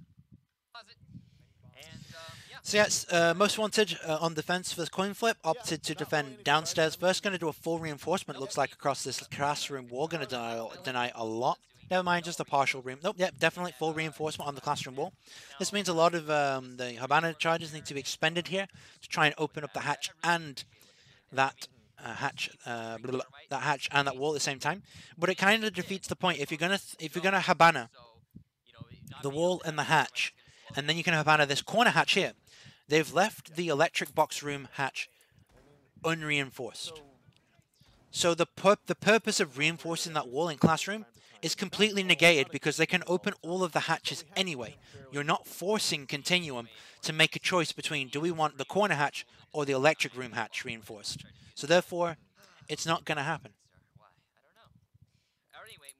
Anyway, let's just quickly thank some followers. There's a lot. Fuck me, there's a lot. Alright, so Ben Clark, Penguin, Little Dick, Milan, Alskis, Mexico, Alan Nades, Doctor, Swarbeck, and DNA Fusion, and Geo getting Canadian off really early. That's a really good pick from Geo. Super Bro, Red Raven, Nicest Guy, Thug, Tasky, Cubioid, Docs, MVK trying to get some shots down, but doesn't matter. Echo drone from a man, gonna kill him really quickly. It's a big 2-for-1 trade as Most Wanted are in a 5 versus 3 lead, and this is really good for the round. Noisy, Chaos Campaign, Tootsie Two Guns, Era, some guy named Noah, Assault Bank, Cujo, Snipes, Richie, and Shurikens. Thanks for the follows, guys. Welcome to the stream. And Necrox is looking for some cheeky picks onto Geo as he's going to be chilling up here, but not in the position that he's current in. Maybe he might try and spam his leg, but he's not really going to get too much from here as Geo's safely tucked in against the wall, as everyone else is just chilling on the bomb site. Because right now, Geo is a lamb for the slaughter. He's just going to delay as much time as possible. Necrox is going to confirm that there is, in fact, a Geo up there. And Fox's Echo Drone is trying to get a hand on here as they really want to try and get the frag here onto Geo. He's going to prove a pain in the asses. They're going to need to make some aggressive plays and try and repel in at the same time as Jarvis is opting to look at the satellite window. No one's going to be peeking it as the rest of the defenders are on the bomb site, and Necrox still desperate to get this frag onto Geo, and he has wasted over 2 minutes of time now. And now all he needs to do is just frag Necrox as he vaults inside. Oh, never mind. Necrox gets in with a really quick pick with his bearing 9. That's a really good pick from Necrox, but it doesn't matter because a minute's gone off the clock and it's a 4 versus 3 and all the defenders on site.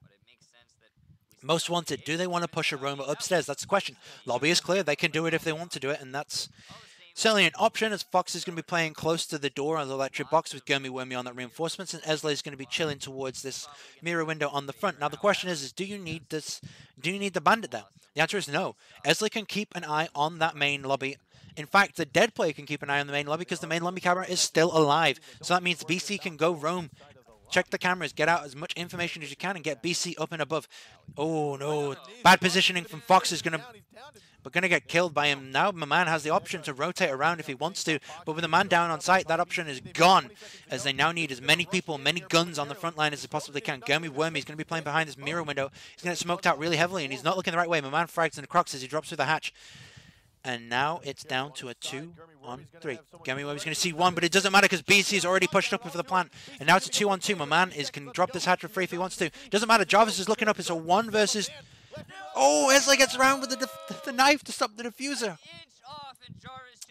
It's a really good round from cTm, but ultimately Esley with a quick knife to the face is going to end BC's planting spree. And that's that.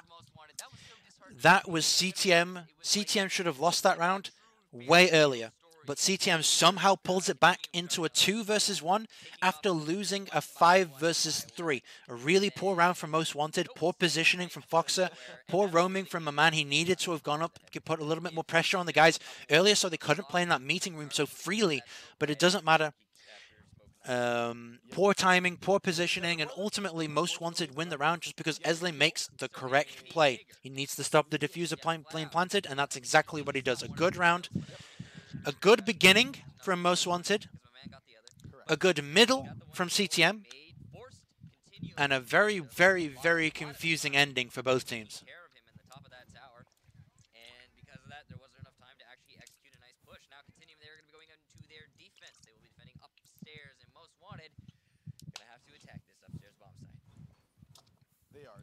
I think they can turn this around. All right, here we go. Most Wanted. Opting for a Capitao this time. I think this is the first time we've seen my man play Capitao, so they're expecting it to be a kids and dorms room take, which is exactly what it will be. Opt-in for no Blackbeards, opt-in for no sledges or IQs or anything with grenades. So Most Wanted will be lacking a little bit of barbed wire destruction beyond that of Ash's Ash Breaches, but they do have a Thatcher, which is going to give them a little bit of a saving grace with the banner. So that means mirror windows aren't going to be a problem, but hey, guess what? Continuum, no mirror, so it's not going to really matter too much as Canadians immediately droned out an armory. And now it depends on what Canadian wants to do. Does Canadian want to spend his time on site and have a look for roamers? Here's this camera. Hold on. Oh, nope, never mind. Never mind. Excuse me. So Canadian's going to be looking for some information with his pulse device. Specifically, he's going to be trying to see whether it's going to be an armory take, or a kids take, or a dorms room take. Either way, Fox has pushed himself aggressively into the flag room. He's going to be peeking towards MVK. Pre-fire's out. No one's going to take any damage. Scratch that. Foxer takes a little bit of damage as he turns around to run away. Foxer not committing too much to his spray down. MVK is going to just get a little bit of free damage on Foxer as he retreats into the basement. And now my man's going to be droning out the rest of Kitchen to find out where MVK has gone, which is into the bathroom. As the entirety of Most Wanted start to rotate, instead of Kitchen, they want Armory.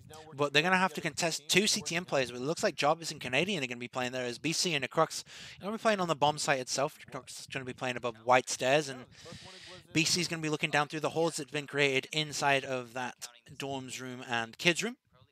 And this camera outside is going to catch the side of Foxer as he's going to be trying to make his way towards the tower. And yeah, this looks like a complete switch up from Most Wanted. They definitely want control of Armory and that master bedroom, but they're going to have to contend Jarvis to get control of this, as Canadian has decided that he wants to back off to do some under the floor play. Gurmy quickly inside of the master bedroom. He's going to be there real quickly. Fox is going to be running around tower at the same time. And MVK is also shadowing him at the same time as they almost bump into each other. But Fox has decided to push out really quickly elsewhere.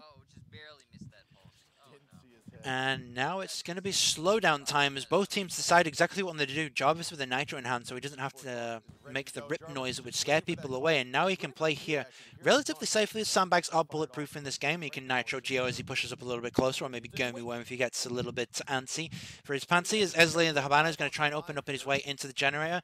And it looks like going to be some box standard stuff. The nitro goes out too early. Going to remove some barbed wire if there is any there. And here comes the rest of the team. Open up a small hole here. It's going to be a prone hole. As the first smoke is thrown at 30 seconds left. That's exactly what's needed. Gurmy Worm taking down MVK. First frag of the round with 22 seconds left on the clock. MVK is going to pressure from behind. Nitro from below from Canadian, but Geo's going to refrag Jarvis for troubles. MVK's aggressive push into here. Geo's not going to be looking the right way. There goes the diffuser, and now it's a 2 versus 4. 1 versus 4 now, as my man needs to somehow pull a miracle out of his ass.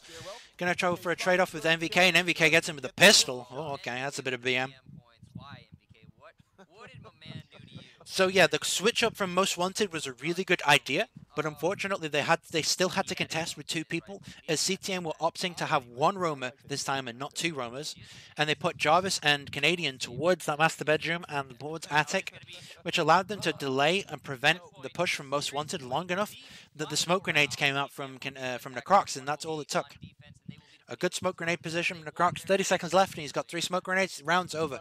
You've opened up a prone hole into generator. There's not a chance that you're going to be able to prone your way through that one. You're going to take most of your HP just getting into the room, and they've got to play it on white stairs anyway, so you're screwed. 5-5. Here we go. Continuum on the midst of a comeback from whatever it was, 1-3, I think they came back from, and they made it 4-4. And here we go for the final round of the final map. Maybe. As Continuum need to take this to basically gain their position back in Pro League, and Most Wanted need to take this to map number 3, which I do believe is Consulate. Probably one of the rarest picks we see in the Pro League, right next to the likes of Capcan and Tachanka. And we have Frost. But Frost, I think, is this the change they need? on this particular bomb We'll site, see. Frost, not exactly a in-meta operator right now, as our traps are a little bit whiffy. Going to try and place a Frost trap on the destroyed floor here, which you can't do. So that's a little bit of poor, what's the word I'm looking for? Poor strategy, as you should be able to test these kind of things in a custom game, but they've opted not to do so. So MVK is going to be opening up the wall here, and it looks like cTm are opting for some sort of under bomb site take. So it looks like try and put some pressure into that dining room. Yeah, MVK is going to push in nice and quickly, going to drone out, just look around quickly, make sure he's not going to get peeked from outside. This Canadian's going to push through the main door as he's done previously, and the BC's going to chill around the bus with the diffuser. So yeah, this is a standard downstairs take from Small Tower that we see cTm do time and time again. They've done it on the previous lineup, they'll do it on the new lineup. It just works because they're just good at it. They've done it so much. My man's going to be chilling behind his mirror as it immediately gets opened. What a big surprise, as my man's going to run away. Nope, never mind, he's going to play behind the back pillar. My man's going to run away. Oh, bad timing. MVK is going to spray him out as he tries to peek and run away. That's the first frag of the round. MVK, quick frag. 1 minute left on the 1 minute gone off the clock, and there goes Jaeger. Kitchen gone in the pans of cTm now as they drone out all the rest of it, drone out the rest of the corridor as well as the bathroom, and it's all clear. And cTm now immediately have control of Kitchen, and they immediately have control of the corridor underneath white stairs. So cTm once again have gained all the ground that they need to do for their strategy and execution. They've lost no one, so they have all of their resources, all of their utility available and alive. And now comes the difficult part for Most Wanted, that they need to get a refrag soon, or else they're going to be outmanned for the rest of this round. Geo, once again, Most Wanted seem to really enjoy putting players on the stage. Geo not really going to get much action or information. This is a full push from cTm from this east side of the map. Nothing much is, sorry, west side of the map, beg pardon. Compass is a little bit wonky. As this goes, okay, here comes the first bit of barbed wire removal from MVK. And this basically means it's going to be a white stairs push as Gummy Wormy's picked off, trying to peek the A window, and yeah, it's a glass, so you're going to die. And now Geo's starting to get into action, going to move 5 feet approximately towards the enemy, and then he's going to sit there for the rest of the round, and the rest of the cTm are going to continue the push, as Fox is going to be playing inside a generator, going to get a lot of information on MVK who's playing here. Potential nitro placement if he has, he doesn't mind, he's going to peek him anyway and gets him down.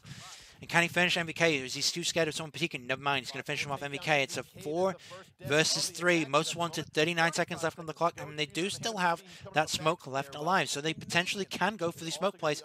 And a bit of a pre-fire from Fox, but not going to really do too much, as BC's dropped the diffuser at the bottom of the stairs, so if he dies, it's not the biggest issue. Geo's moved a further 5 feet into the freezer. Once again, not going to make too many moves.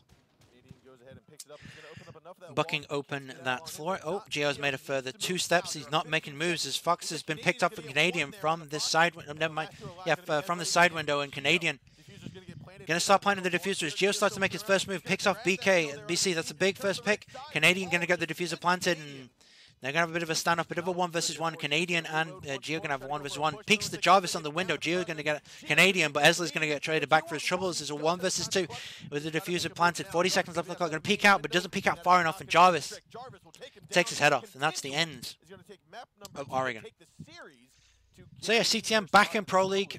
The new roster's looking pretty strong, a little bit shaky on some of their rounds. They definitely have a lot of teething issues that they need to fix.